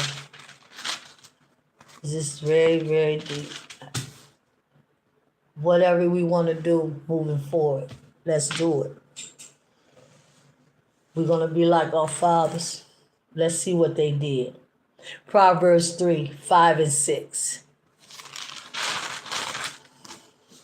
Sister Linda and Sister Richardson, put something in the chat to help me out. I want to see what y'all going to say. Put something in the chat if y'all can. Sister Linda, I know you at work. Sister Richardson at work too. Both of y'all working. Put something in the chat about our father Abraham, Isaac, or Jacob, something that they did that we supposed to be doing. Think about it. Proverbs 3, 5, and 6.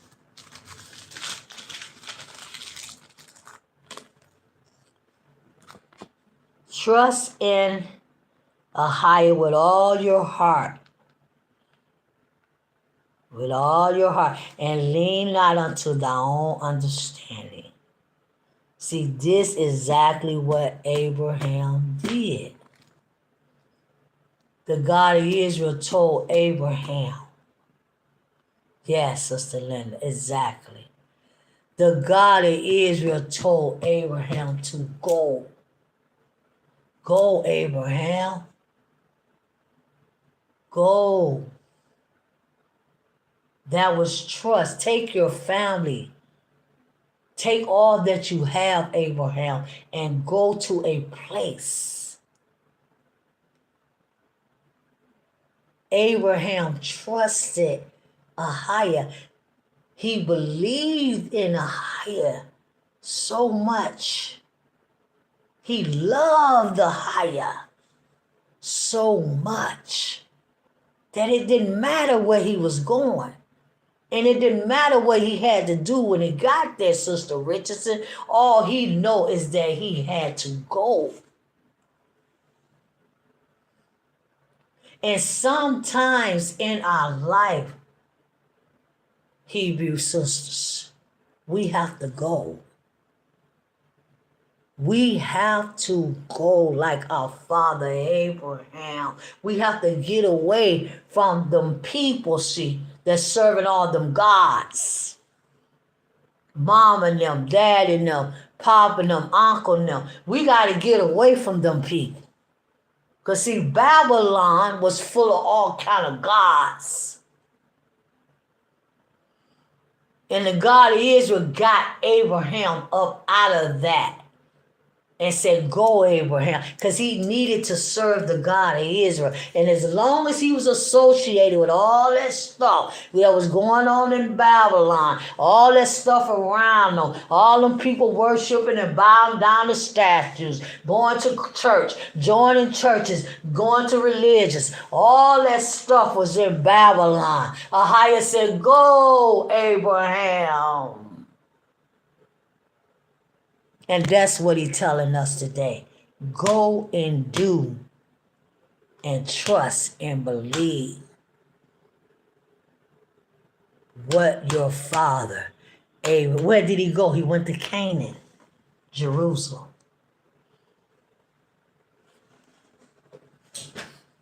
And what did he do when he got there? See, he trusted in a higher and leaning not, Sister Lynn, to his own understanding. Oh, man, I'm scared. I'm nervous. I don't know what's going to happen when I get there. I don't know who's living there. I don't know who. Abraham was very wealthy. When he left Babylon, he was wealthy. His daddy had died. He took all his money, all his inheritance. His brother died. He took all his money, all his inheritance. Another one got killed in the fire. The book of Jack. He took all that money, all that inheritance. So yes, he was wealthy. He had servants. He had people waiting on him. Yes, he went to Canaan with a lot of stuff. But see, that's not what the God of Israel was sending Abraham away from his family for. He was sending Abraham away from his family so he can get to know who he was. So he can have a deeper understanding. He can have a deeper knowledge, a deeper wisdom, so he can begin to teach Abraham and talk to Abraham what it is that he needed to do with his life. And he left examples for us to follow. They never wavered. Abraham had real faith. Absolutely. And the God of Israel told me a month ago, stop waverings. Tell the people, stop wavering, stop wavering, stop wavering, wavering. They never did that. Isaac never did it. Jacob never did it. What's wrong with us? Sister Linda, what is wrong with us? Why we can't be like our fathers and our mothers? Sarah. Ooh, my God. Sarah was such a beautiful woman.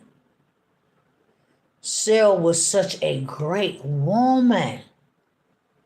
Sarah was so righteous. Abraham was righteous. They kept the law.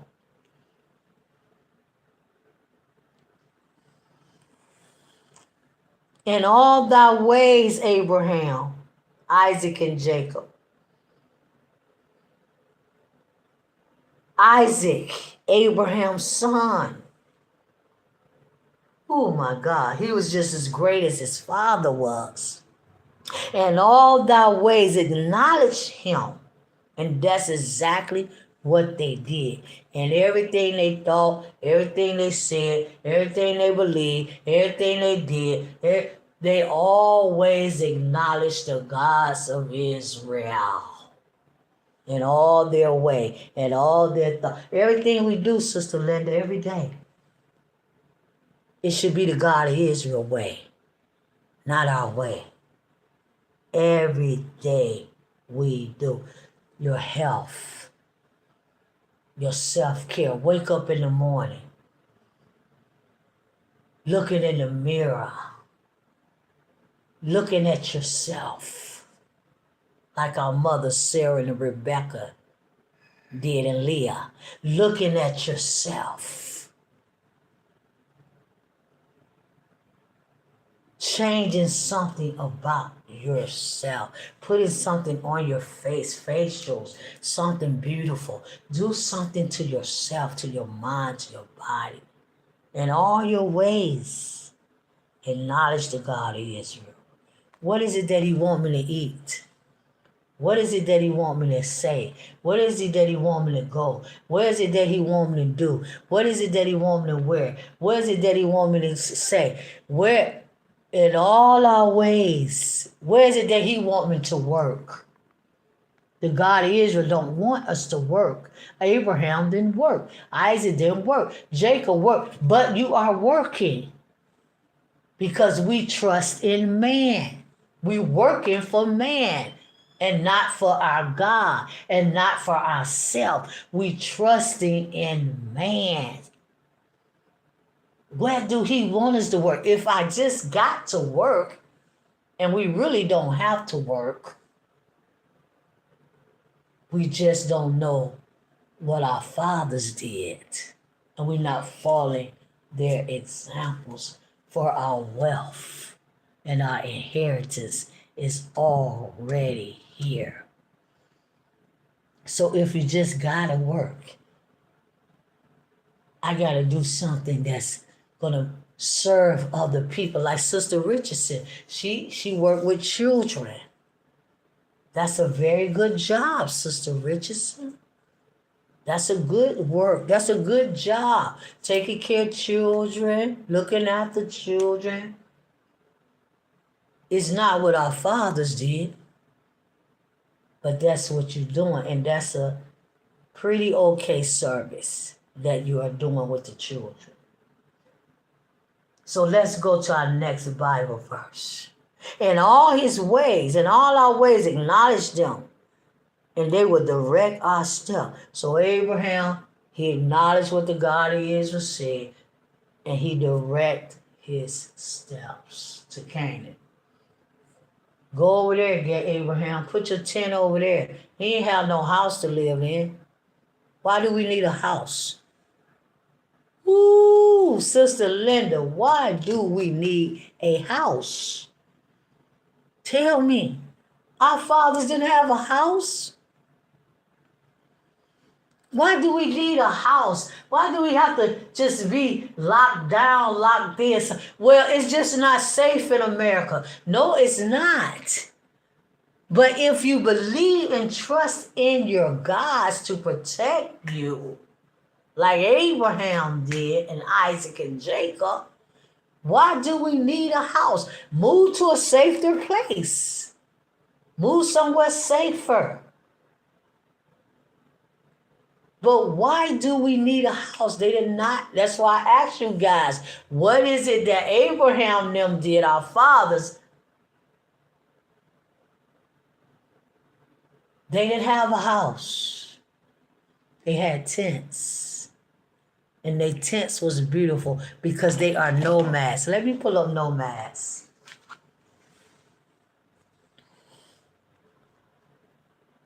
Let's pull up nomads to get a better understanding about our mothers, our fathers and mothers. What's the next Bible verse? So all of this is biblical self-care and self-love, trust, hope, faith, belief, all of that is what our fathers had. Why do we need a house? Because we're afraid. Sister Linda! Oh, I work with the elders. Yay!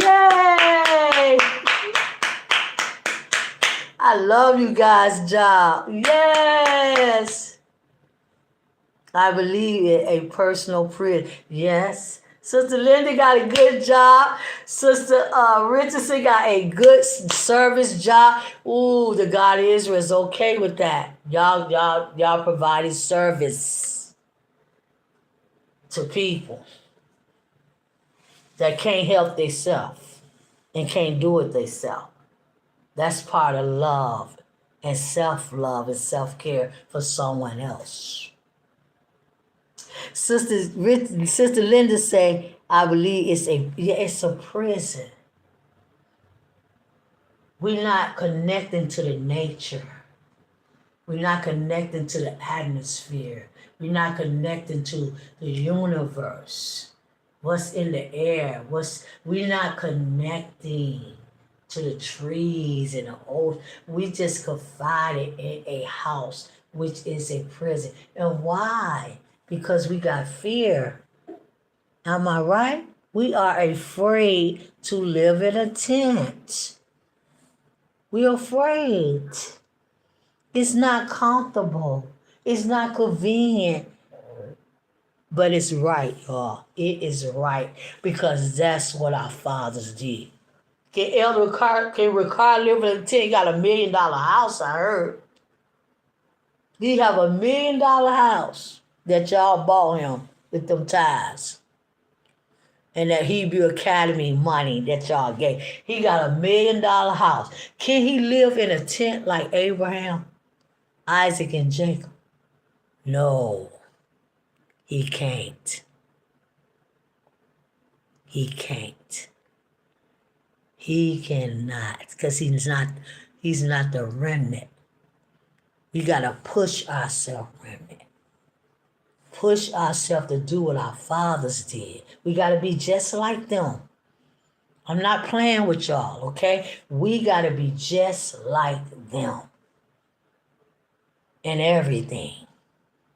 To get our wealth, to get our inheritance, we have to be just like them. To get the righteousness like they had and the connection that they had with the mother and the father and the son, we have to be just like them. Nomad. And then we go into 1 Corinthians 6, 19, and 20. And that's our last Bible verse. And we're going to go to something about the fathers next. Maybe a few Bible verses and I'll finish. Nomad. That's what we are, Hebrews. That's what our fathers was. So Abraham, he was a beautiful, powerful man and great. A nomad is a member of a group or community that has no permanent home. Can y'all hear me? We are Hebrews. We are nomads. We don't have no permanent home. We don't get settled here for 10 years and 20 years and we just not gonna leave. We just not gonna move. You know, I gotta stay here because I gotta stay with my mom and them and I gotta stay here with my family. No. Abraham didn't care about his family. He left. He left all of that. So a nomad, Jacob left. They told Jacob to go to Laman's house. He was running from Esau. Jacob was the kind, our father Jacob of the Hebrew nation. He was the kind of man that was really obedient to his mother and his father. He was a very righteous man. And he obeyed his mother and father. Oh my God, y'all. I'm ready, y'all. I'm ready. I'm ready to be like Jacob, my father, and Abraham, my grandfather. I'm ready. Y'all ready? We can't let the circumstances of this life hold us back as the remnant. We can't let no money, no house, no car, nothing, no man, no nobody. We are the remnant. We married to our gods. That's who we married to now. Not no mans and all that stuff. Come on, husband. Come on, because we about to go serve the gods of Jerusalem. We about to go get our inheritance. We about to go get our wealth. And our wealth is not in a confided area. Our wealth is not in a confided area, in a house, in a city. No, our wealth is wherever the gods of Israel lead us, like he led our fathers, Jacob and Abraham. Jacob was led to Laman's house, and at Laman's house, he got wealthy there. He was already wealthy because his father Isaac was wealthy. We got to go. We got to stop being so comfortable with this life, man. This beast life that feeds the ego. How we going to get wealth? Working on a job, working on this, working on that, living in these stupid houses that they have built for us to live in, the government. These stupid houses. When we as nomads, suppose Hebrews, so to be living in the atmosphere, connected to nature, connected to the animals, connected to the trees, connected to the flowers, connected to the grass, connected to the ocean, connecting ourselves to the earth.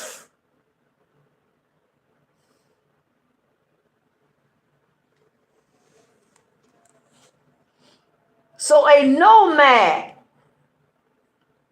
is a member of a group of a community that has no permanent home and moves from one place to another place. Who doing that? Please, y'all tell me, who is being a Hebrew? Absolutely nobody. Because ain't nobody moving from one place to another. But me. I can't stay in one area too long. I got to go. Because what is right here might not be over there. So I got to go over there because a higher told me to go over there. A higher told me to go here. A higher told me to go there. I got to go. I ain't gonna stay in Missouri for 20 years. I'm not going to stay in California for 10 years. I am a nomad. I am a Hebrew. I must move with the wealth. I must move with my inheritance. I must move with my blessings that come from my gods, the Mother, Father, and the Son. I must move.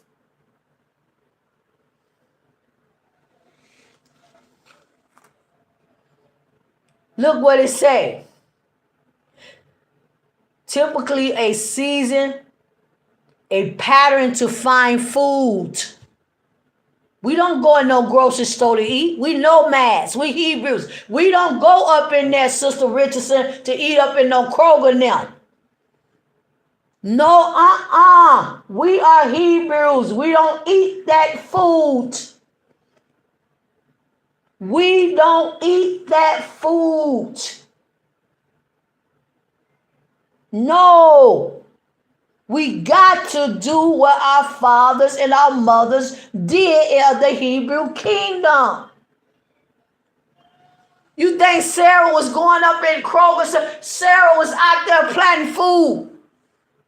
Sarah was out there planting her potatoes, planting her beans, planting her corn, planting all of the stuff that she needed to eat in her household. Planting, sewing clothes for Abraham. Sewing clothes. Yeah, go to school to learn how to sew. Stop buying that Kmart, Walmart, mall, all that stuff. Go to, if you don't know how to sew, if we don't know how to sew, we need to go to school to learn how. Sarah was sewing her husband clothes, her Lord, which is her king. Abraham was a king, and that's why she called him Lord. Because he was a king, and he was a very great. Amalek looked up to him. Amalek, let me get that. Let me get that scripture, y'all. So yeah, we got to go to find food, pasture, for livestock. We got our own animals. We got goats, we got cows, we got horses, we got everything that we need except for pigs. We don't want no pig. Our own food, livestock, Sister Rich. Yes, I know how to be a shepherd. I have had goats, cows, all of that. Chickens, birds, ducks. All of that I don't have. So yes, I'm ready. And I'm going. Because I have to. We have to. So let's pull that up about Abraham. Did we read 1 Corinthians 6, 19 and 20 verse? And we're going to pull that up. How great Abraham was to the king of Canaan. See, Sarah was out there planting food around her tent. She had her tent. Abraham had his tent. Beautiful tents. Beautiful tents. They had their livestock, their goats, their sheep, their lamb, their food. They make their own milk. They made their own butter. They had water with wells everywhere around them that Abraham's servants digged for him. So it's simple, y'all. It's simple for us to be like our fathers and our mothers. We just have to change our mindset. And believe, like y'all say, and trust our gods as the remnant. We can't be like everybody else, y'all. We can't be like everybody. We the remnant. We got to be like Abraham now. It's that simple, point blank. And I'm getting ready to leave, y'all. Let's read this. What she say, girl? Sister Richardson. LOL, I have some sweet potatoes to plant. Yes, that's good. Plant them.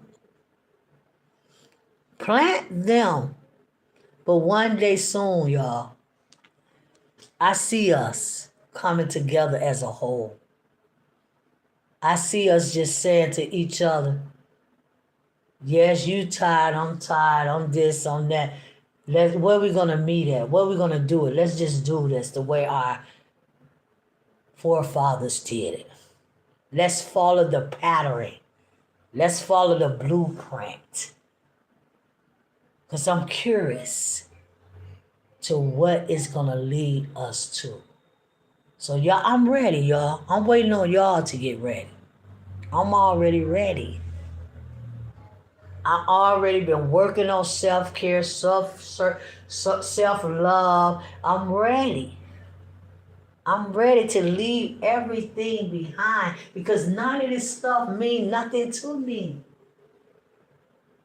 None of this that I'm looking at right here in this house, in this room, don't mean nothing to me. I can leave it all.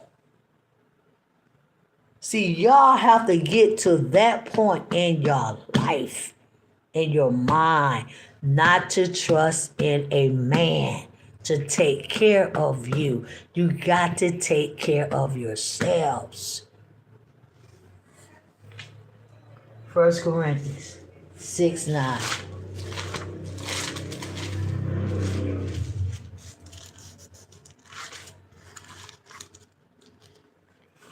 We are finished for the day. Our fast is over. It's 10:27.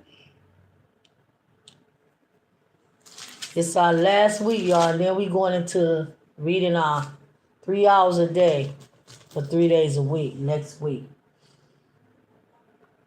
Sister Linda, if you need to understand something about the next assignment, let me know. Sister Richardson already understand.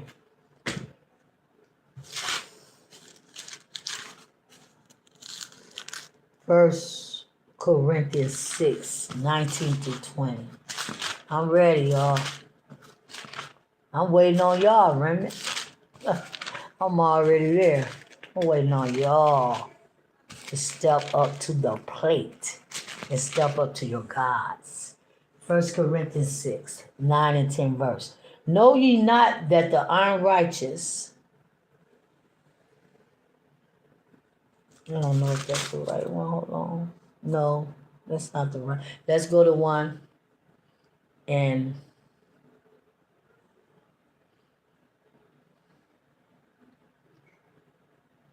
look what it say. A pastor, and all our fathers had pastors, is a land covered with grass, plants that are used for grazing livestock. Okay. Let me pull that up. By Abraham. We moving into that now.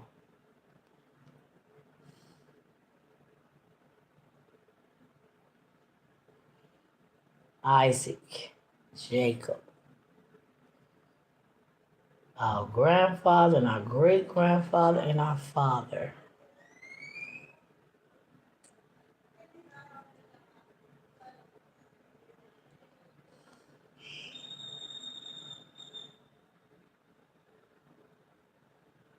Okay.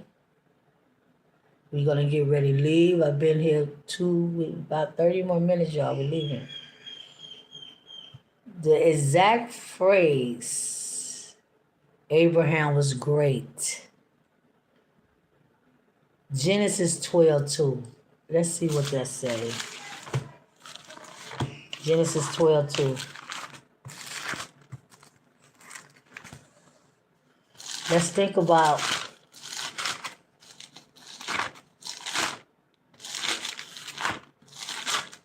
Isaac. Isaac, Abraham's son. What kind of man was Isaac? They all was righteous men. We have to be like them, remnant. We're not going to get it. We're not going to get it unless we become like them. That's our wealth. That's our power. That's our transformation. That's our everything. When we just go and get out into the nature. They the gods of the earth. The gods of Israel, they the gods of the earth. So why do we want to live inside houses with doors and locks? No, they are the gods of the earth. So we have to live in the earth. They got all kind of tents, beautiful tents, big tents, whatever kind of tents we need. We buy us a land. That's all we need, y'all. We buy us a beautiful, beautiful land. That's all we need. No, is the men gonna go with us? Sister Linda, she ain't her husband. She not with him no more. I'm not with mine no more. I don't know if Sister Richardson had one. But Genesis 2. Genesis 12:2. Now Ahias have said unto Abraham, get thee out of your country, see, and from thy kinfolks, and from thy father's house, unto a land I will show you. So he didn't know where he was going, Sister Linda. All he know, he had to get away from his kinfolks and from his father's house.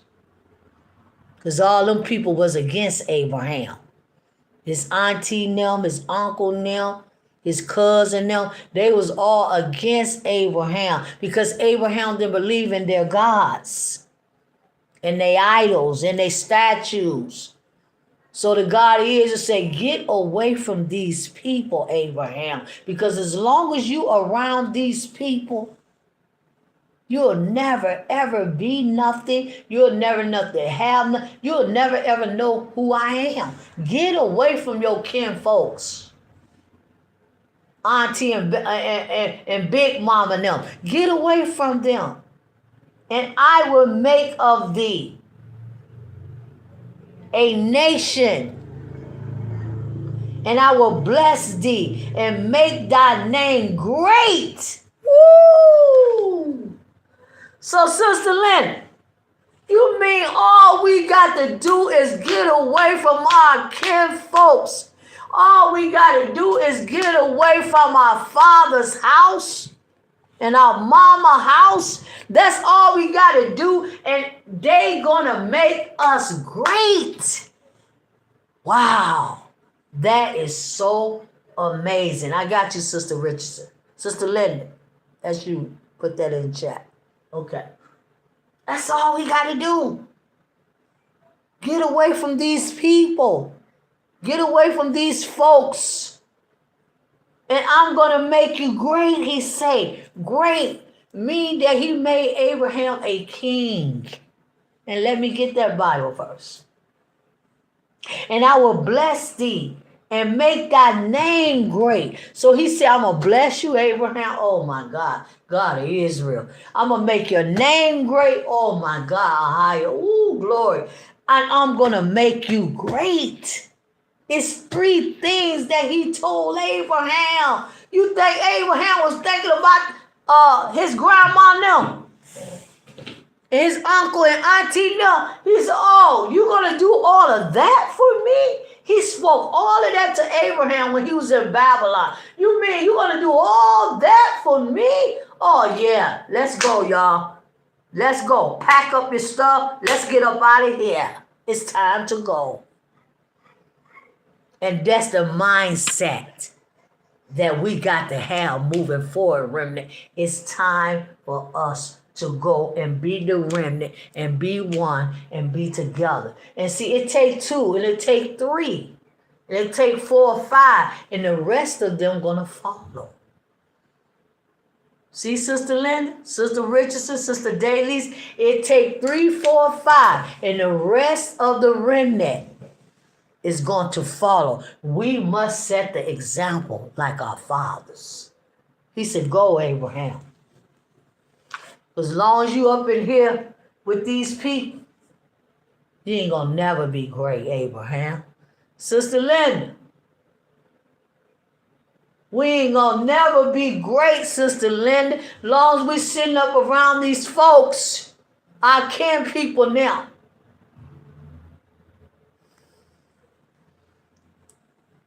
And I will bless them that bless you, and I will curse him that curse you, and in these shall all families of the earth be blessed. So let's get another verse here. Matter of fact, I ain't turning my computer. I ain't turning that thing on.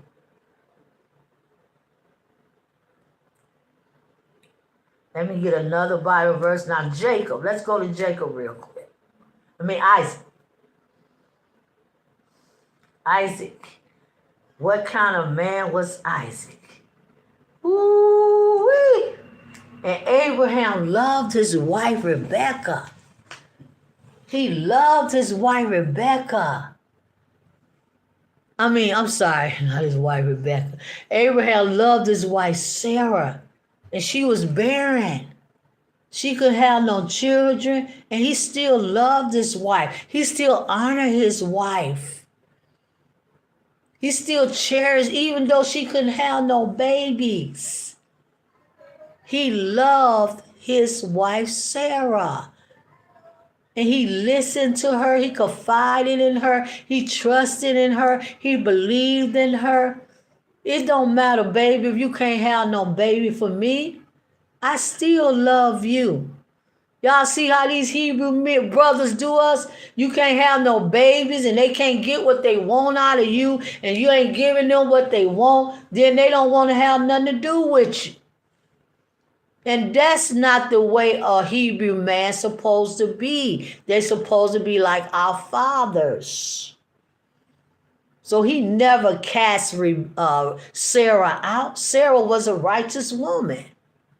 Very righteous. It was peace up in their house. Wasn't no arguing, wasn't no confusion, wasn't no cussing each other out. It was peace. What she say? My husband expired in 2009. I am single. Sister Linda. He ain't been gone that long. But long enough. I'm single, she say. Unbelievers, yes. Yes, I do have a husband, Sister Richardson. Yes. What kind of husband do you have? If I can ask you that over YouTube. If you don't want to answer, you don't have to. But I would like to know the mindset of the husband that you have. Is he like Abraham? Is he like Isaac? Do he have that kind? Is he righteous? What kind of man is he? I know all them husbands that I had, none of them was no good. None of them. All of the husband that I had, I was married to for very long. He hindered me. He was very controlling, very dominant, wasn't into the God of Israel at all. So yeah, if you got that kind of husband, then I know what you're going through, Sister Richardson. I know exactly what you're going through. So you really don't have to say if he's that kind of husband.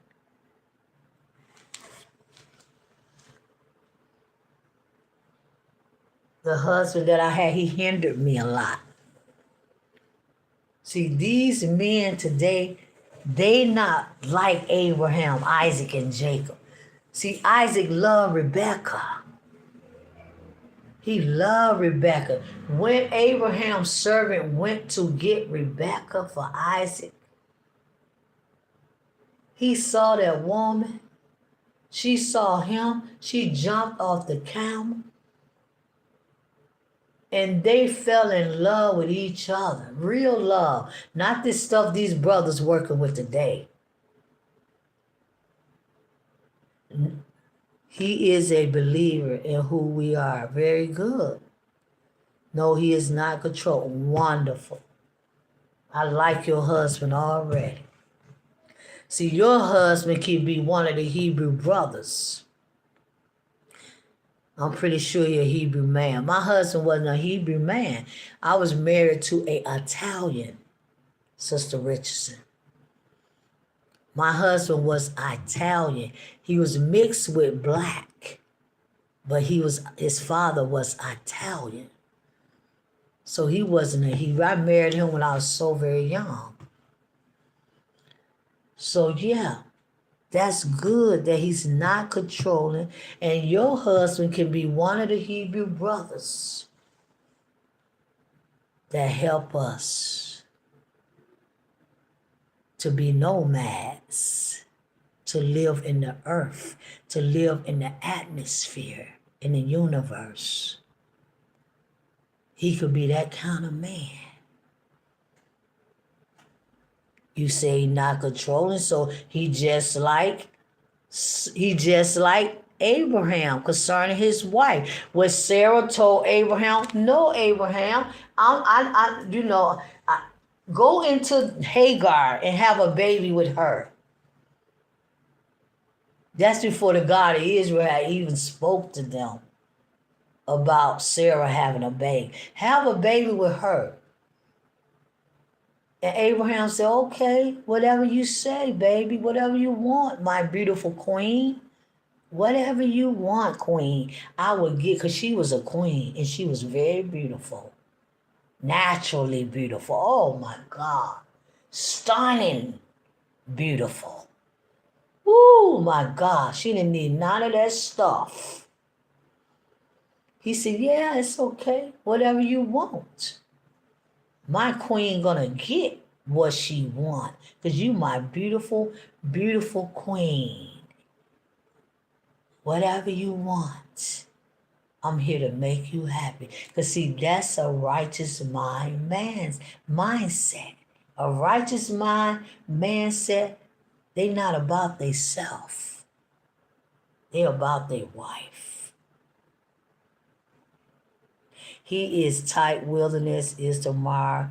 With him we have to prepare. Yes, let's go, Hebrew brother and Hebrew sister. Let's go. We the remnant. I don't even know your husband. I ain't never met him. I never laid eyes on him. But from what you just said to me, he one of the remnants also. Let's go and prepare. And that's exactly what we need to be doing. Preparing. Tell your husband that I said, the prophet Elisha said, we need to be preparing. And what do he says about me, Sister Richardson, when you talking? I know you done spoke up to him about me. Is it anything that he say? I would like to hear that.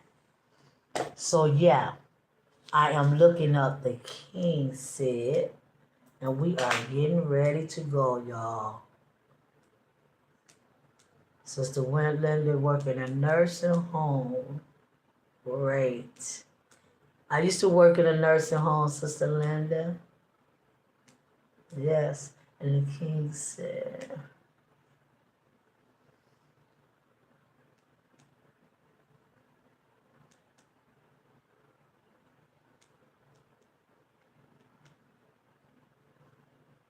so Isaac, he loved Rebecca so very much. And he went into the mother and he loved his mother. He loved his mother, Sarah. Isaac, he was very obedient to his mom, because his mom and his daddy was righteous. They weren't like our mom and daddy now. Our mom and dad and them not righteous. They don't believe in the Bible. They don't read the Bible. Most of them, 98%. They ain't talking about nothing righteous. They ain't teaching us about nothing right. Just go to church and love Jesus. So no, Sarah taught Isaac the law. Abraham taught Isaac the law. Everybody in his house had to be circumcised. Didn't matter how old they was. They had to be circumcised, because that's what the God of Israel told him to do. He was very obedient to death. No, I'm not talking about that. Let me find it right here. Hold on. Yeah.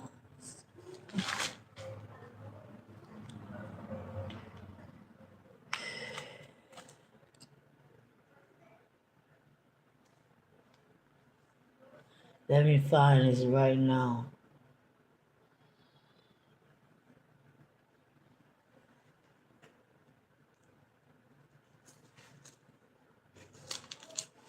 Oh, I got that page right there.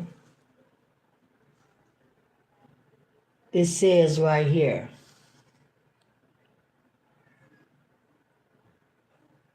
Abraham's wife Sarah was so beautiful that Abimelech took Abraham's wife. He kidnapped her. The king of Canaan. He kidnapped Sarah because she was so beautiful. And Abraham told him. Yeah, they had goats, they had sheep, they had all kind of food, man. Food, they wasn't sick and broke down, people. They was so healthy, man. Abraham was 100 years old, looking like he was 40. Looking like he was 30 and 40 years old at 100. Sarah was 100 years old, looking like she was 20. They wasn't broke down. Let me see what you said, sis. And I'm going to read this, and then we're going to Isaac. A little bit about Jacob. We got to get out of here, y'all. It's three hours now. We got to get out of here. He is the type, she said, thank you for talking to me about your husband. I really do appreciate that, Sister Richardson. We have to get to know one another. What's going on with us? Well, for him, women shouldn't preach. Okay. I would definitely need to speak to your husband about that, because I think he might be following something that one of the Hebrew Israelite elders probably told him, and he understand. But he never heard you because he be out. Okay, I hear you. My husband is circumcised 2 years ago. Wonderful. That is so very great, Sister Richardson, to hear. Great, great, great, great, great. Okay, moving on. So right here, he took her, and it said right here, Abraham said, because I thought surely the fear of God is not, Genesis 20, verse 10. Verse 11. And Abraham said, because I thought surely the fear of God is not in his place, and they shall slay me for my wife's sake, because you're so beautiful. And yet indeed she is my sister. She is the daughter of my father, but not the daughter of my mother, okay? And she became my wife. And it came to pass when God caused me to wander from my father's house. Look what Abraham is telling the king of Canaan. That I said unto her, this is thy kindness, my beautiful queen, wife, which thou shalt show unto me. Every place where we shall go and come, say I am your brother. And verse 14 of Genesis 20. And Amalek took sheep and ox and manservants and women servants and gave them to Abraham and restored him Sarah his wife. And Amalek said, behold, my land is before thee. Dwell where you please, wherever you want to go. See, y'all, that is the favor of the God of Israel. As long as we sitting up in these houses, confided, not traveling like nomads, not going over the world, going around. As long as we being confided and isolated with our life, we'll never ever get the favor of the God of Israel. We got to move around like nomads. We are nomads. We Hebrews. We got to move around. Over here we might get $1 million. Over here we might get $50,000. Wherever. The God of Israel got it for us. It's in the earth. And that's why we have to move in the earth like our fathers and mothers. They moved around. He didn't stay in the soft too long. Abraham picked up his tent. He picked up his servant. He picked up his wife. He picked up his son, Isaac. They went east. They went north. They went south. They went wherever the God of Israel was leading them to go.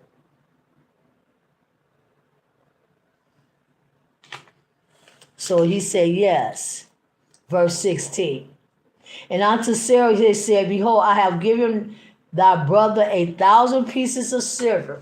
Behold, he is to thee a covering of the eyes. See that? See how the king of Canaan talking to Sarah? I done gave your brother. Abraham didn't even need his money. Our father was very wealthy. He didn't need his money. He had all kind of money, all kind of gold and silver and servants and wealth and animals and food and everything. He didn't need nothing. But why is it that we need everything?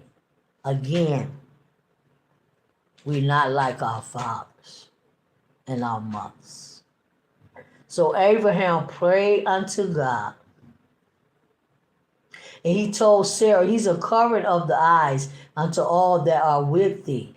And with all others, thus she was reproved. So Abraham prayed for him, and God healed Amalek and his wife and his manservant. So the God of Israel made him sick for messing with Sarah.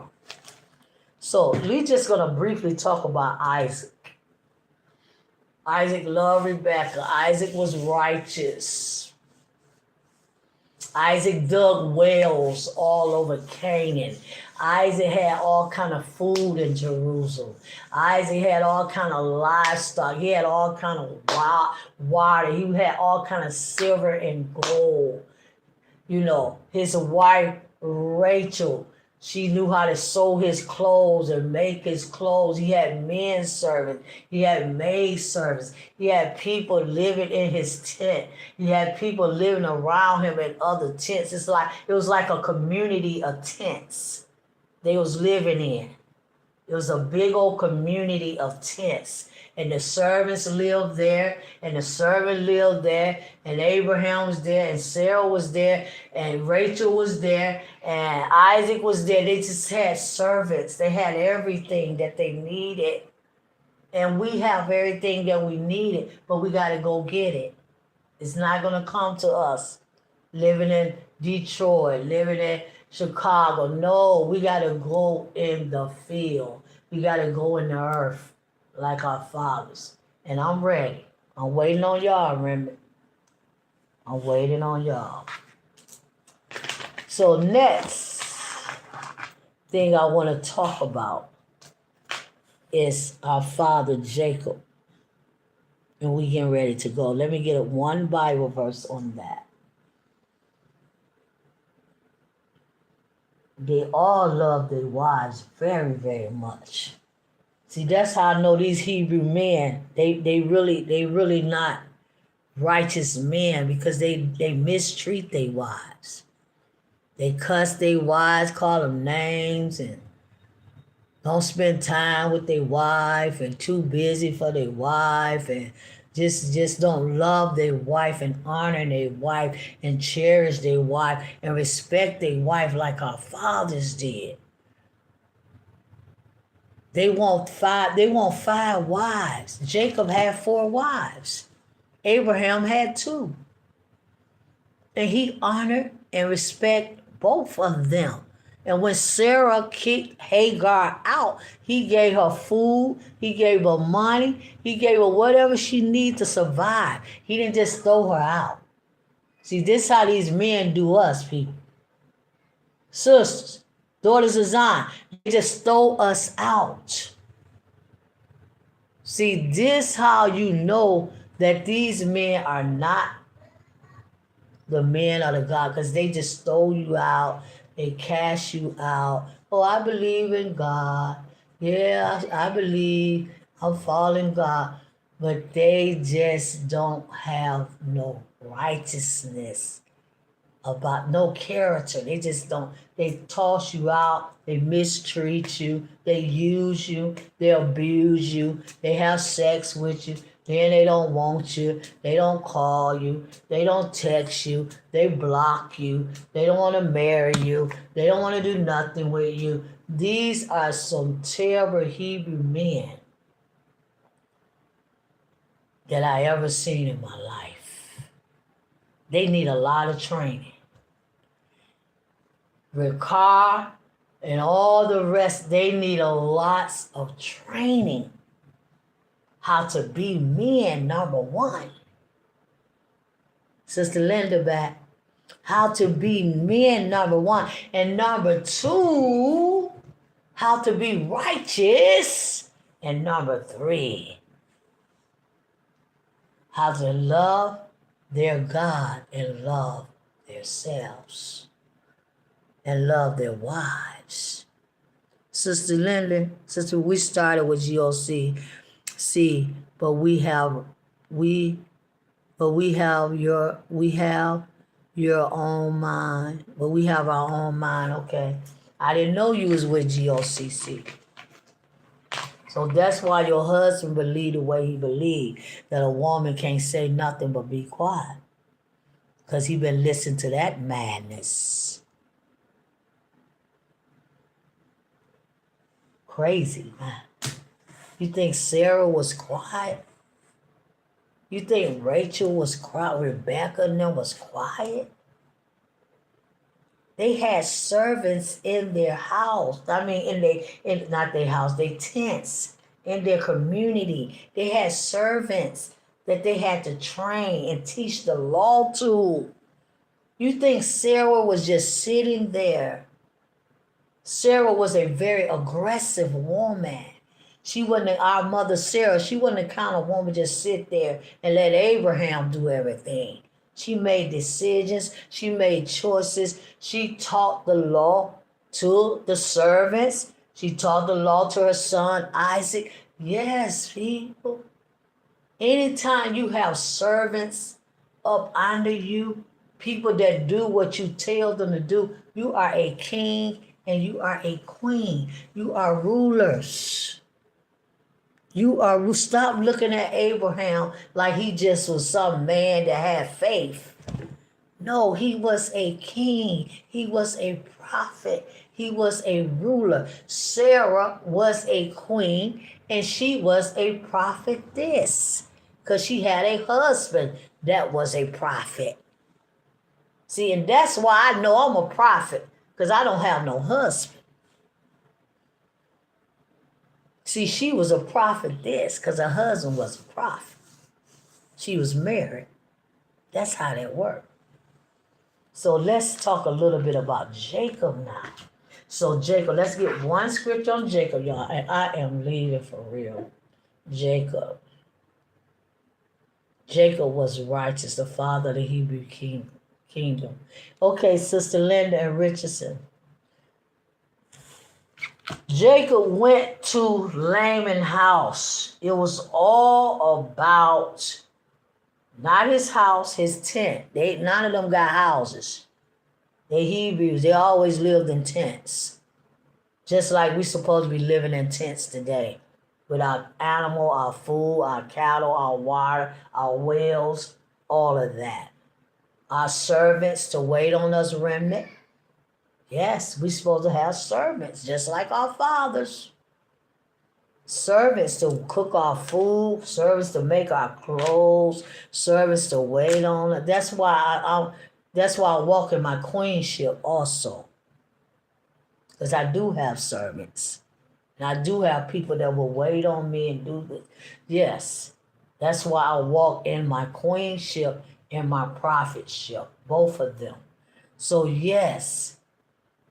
So we as the remnant moving forward, we're going to have servants and people that wait on us. Cook our food, sew our clothes. That's what they had. So Genesis 29, I'm going to close with that, y'all. I'm going to lead. I'm going to see y'all next week. I'll be here next, Mondays, our 7-week assignments start Monday. Monday, Tuesday, and Wednesday. I'm going to be here Tuesday, y'all. I'm going to be here Tuesday, but not Monday and Wednesday. I'm going to be here Tuesday. I'm going to be here Tuesday at 3 o'clock. At 3 o'clock on Tuesday. So Monday and Wednesday, Monday and Wednesday. Sister Richards, I know you got it wrote down what I said. Okay, yeah. I think Tuesday, y'all, I'm going to be here early, Sister Richardson. Sister Linda, because I want to keep up with the seven weeks assignment. We got to read the Bible 3 hours a day. Monday, Tuesday, and Wednesday. Still, y'all do y'all prayers. Y'all Micha, y'all Sharat, y'all Marah, y'all Micha. We still got to keep on doing our prayers, y'all. So, I'm going to be here Tuesday at 5 in the morning. Yeah, y'all, I'm going to get up really, really early. Because I want to be reading the Bible at 7 o'clock. So I'm gonna be here Tuesday at 5 in the morning. Y'all look for me. Y'all get up early anyway, going to work. So let me write that down. Tuesday, Sister Linda, Sister Richardson, I'll be here at 5 a.m. in the morning. Every Tuesday for 7 weeks. For 7 weeks. Okay? Just once a week now for 7 weeks. We got a lot of studying to do. And when we come Tuesday together, we can talk about what we're reading in the King James Version Bible. We can talk about some things we're reading and stuff like that. Okay, that's good. That's good. And I can see how far y'all made it and y'all reading, how far I made it in my reading. Every week we come back and let each other know how far and where we at, which is good. So we're going to do this last Bible verse, Genesis 29. I'm going to say Shalom to y'all. So Jacob, our father, the Hebrew nation of 12 tribes of Israel. What kind of man was Jacob? Jacob was a righteous man. Jacob was a man that loved his mother and his father. Jacob was a man that went to Abraham's house to learn the law in the book of Jasher. He went to Abraham's house to learn the law. Esau didn't want to go. Esau didn't want to learn nothing about no law, nothing about the God of Israel. But Jacob went to Abraham, his grandfather. He went to his house to learn the law. So it tells you exactly what was going on with Abraham. The law have always been, people. It's just not circumcision. The law, the Torah, have always existed from the beginning of time. So Jacob went there. He wanted to learn the law. Rachel sent, what was it? No. Rebecca, his mama, sent them there. Isaac sent them there, and he went. And then they said, you got to get up out of here because Esau going to kill you. Esau going to hurt you because you took his birthright. But he really didn't take it. It belonged to Jacob, the 12 tribes. So it happened the way it's supposed to happen. So they said, you got to go to your uncle's house. You got to get up out of here. Go to Lemon. Go over there with them. Go over there with them. He ran up in there. And before he got there, he seen Rachel. He seen Rachel with the over there by the water, and she was watering it. She was a shepherdess. Our mother Rachel. She was a shepherdess. Leah too, shepherdess. They took care of the animals, the flocks and the animals. They knew how to make the butter. They knew how to make the milk. They were shepherdess, just like me. I'm a shepherdess. I know how. I had plenty goats, quite a few. So yeah. So that's he fell in love with her when he first laid eyes on her. He wanted her so bad. He was so righteous. He was so good. Jacob was like our father Jacob. He was very humble. Sister Linda, he was very, very humble. What you say, Sister Richards? Okay.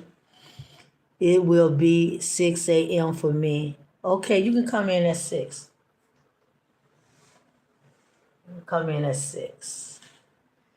And since you say 6, then I'll just come at 6. And I just do Tuesday at 3 o'clock. I'll just do Tuesday at 3 o'clock, y'all. I just keep Tuesday at 3 o'clock for the 3 hours of reading the Bible. And the other Monday and Wednesday, it'll be 7 in the morning. So we'll just keep Tuesday at 3 o'clock because I know a lot of you sisters, Linda, you got to go to work, you working. So Tuesday, 3 o'clock for the Bible. I'm sorry, not the Bible.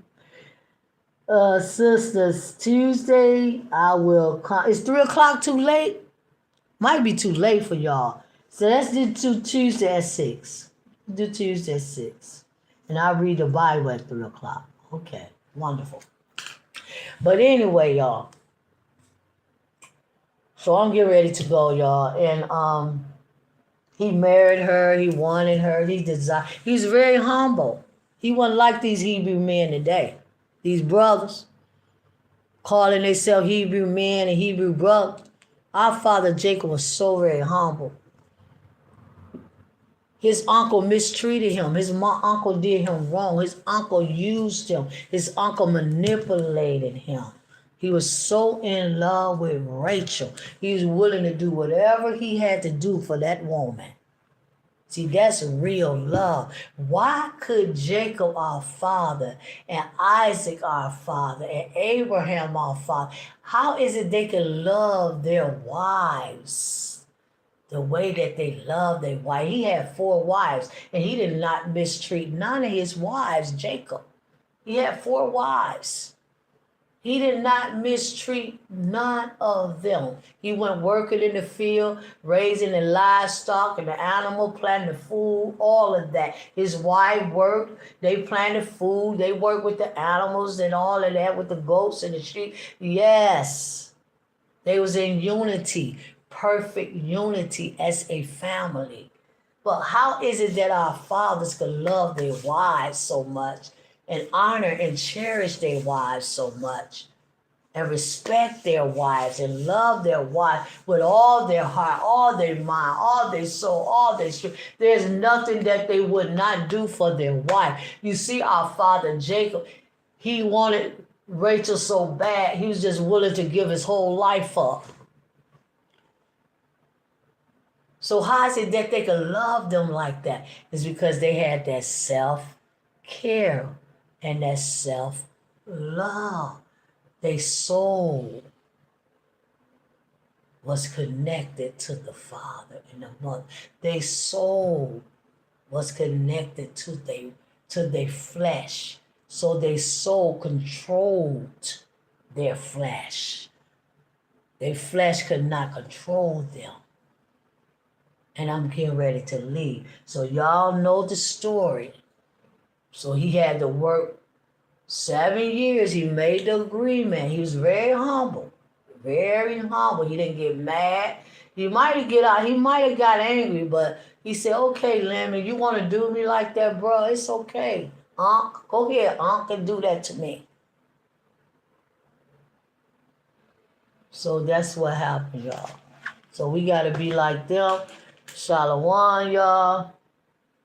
Wait here, I'm going to read right here just to leave y'all this one scripture.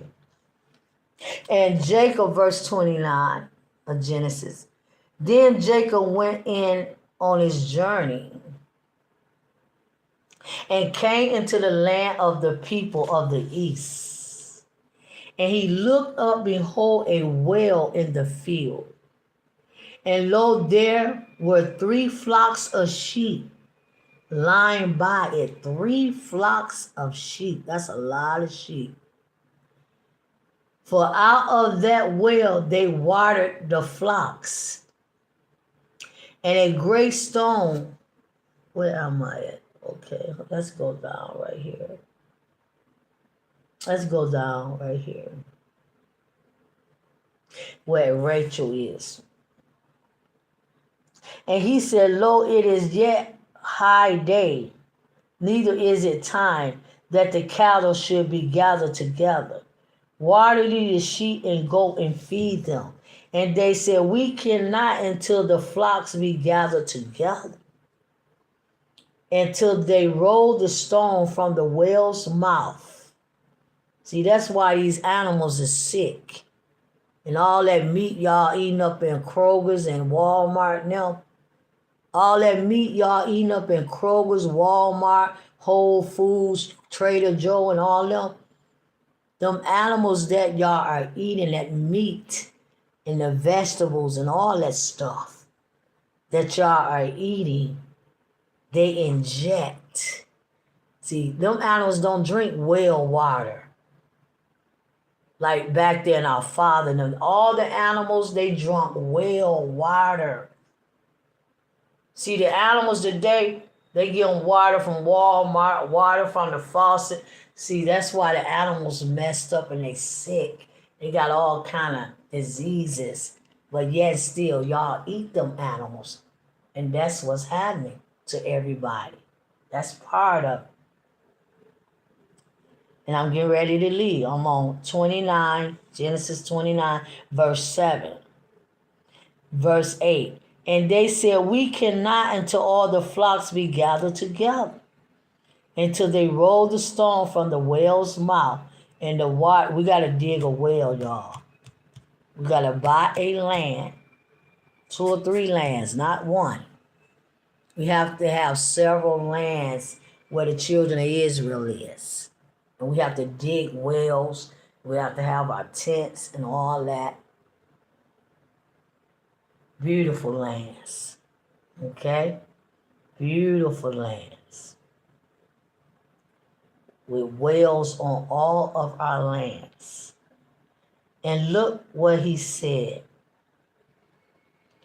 And verse 9. And while he yet spake with them, Rachel came with her father's sheep, for she kept them. See, our mother Rachel, she was into sheep. She wasn't into running, That was her job. She was a shepherdess. She knew about sheep. She knew about goats. All of that. See, that's what's wrong with us. We're not getting the right information. We're not following the blueprint. The God of Israel ain't told you to be no construction worker. He ain't told you to work in no factory. Our fathers did not do none of that. They was all shepherds. Are you a shepherd, Sister Linda? No. Are you a shepherd, Sister Richardson? No. Is your husband a shepherd? Was my husband a shepherd? No. No, he was a security guard. And he worked in a factory. No. No. And that's why everybody is so weak and messed up. Because we're not what our fathers and our mothers was. And we're not doing what our fathers and mothers did of the Hebrew nation. So with that, so he had to stay with Laban 7 years for Rachel, then another 7 years for Leah. He was very humble, Jacob. A lot of humility. That's why he was so wealthy and so great and powerful. I'm leaving, y'all.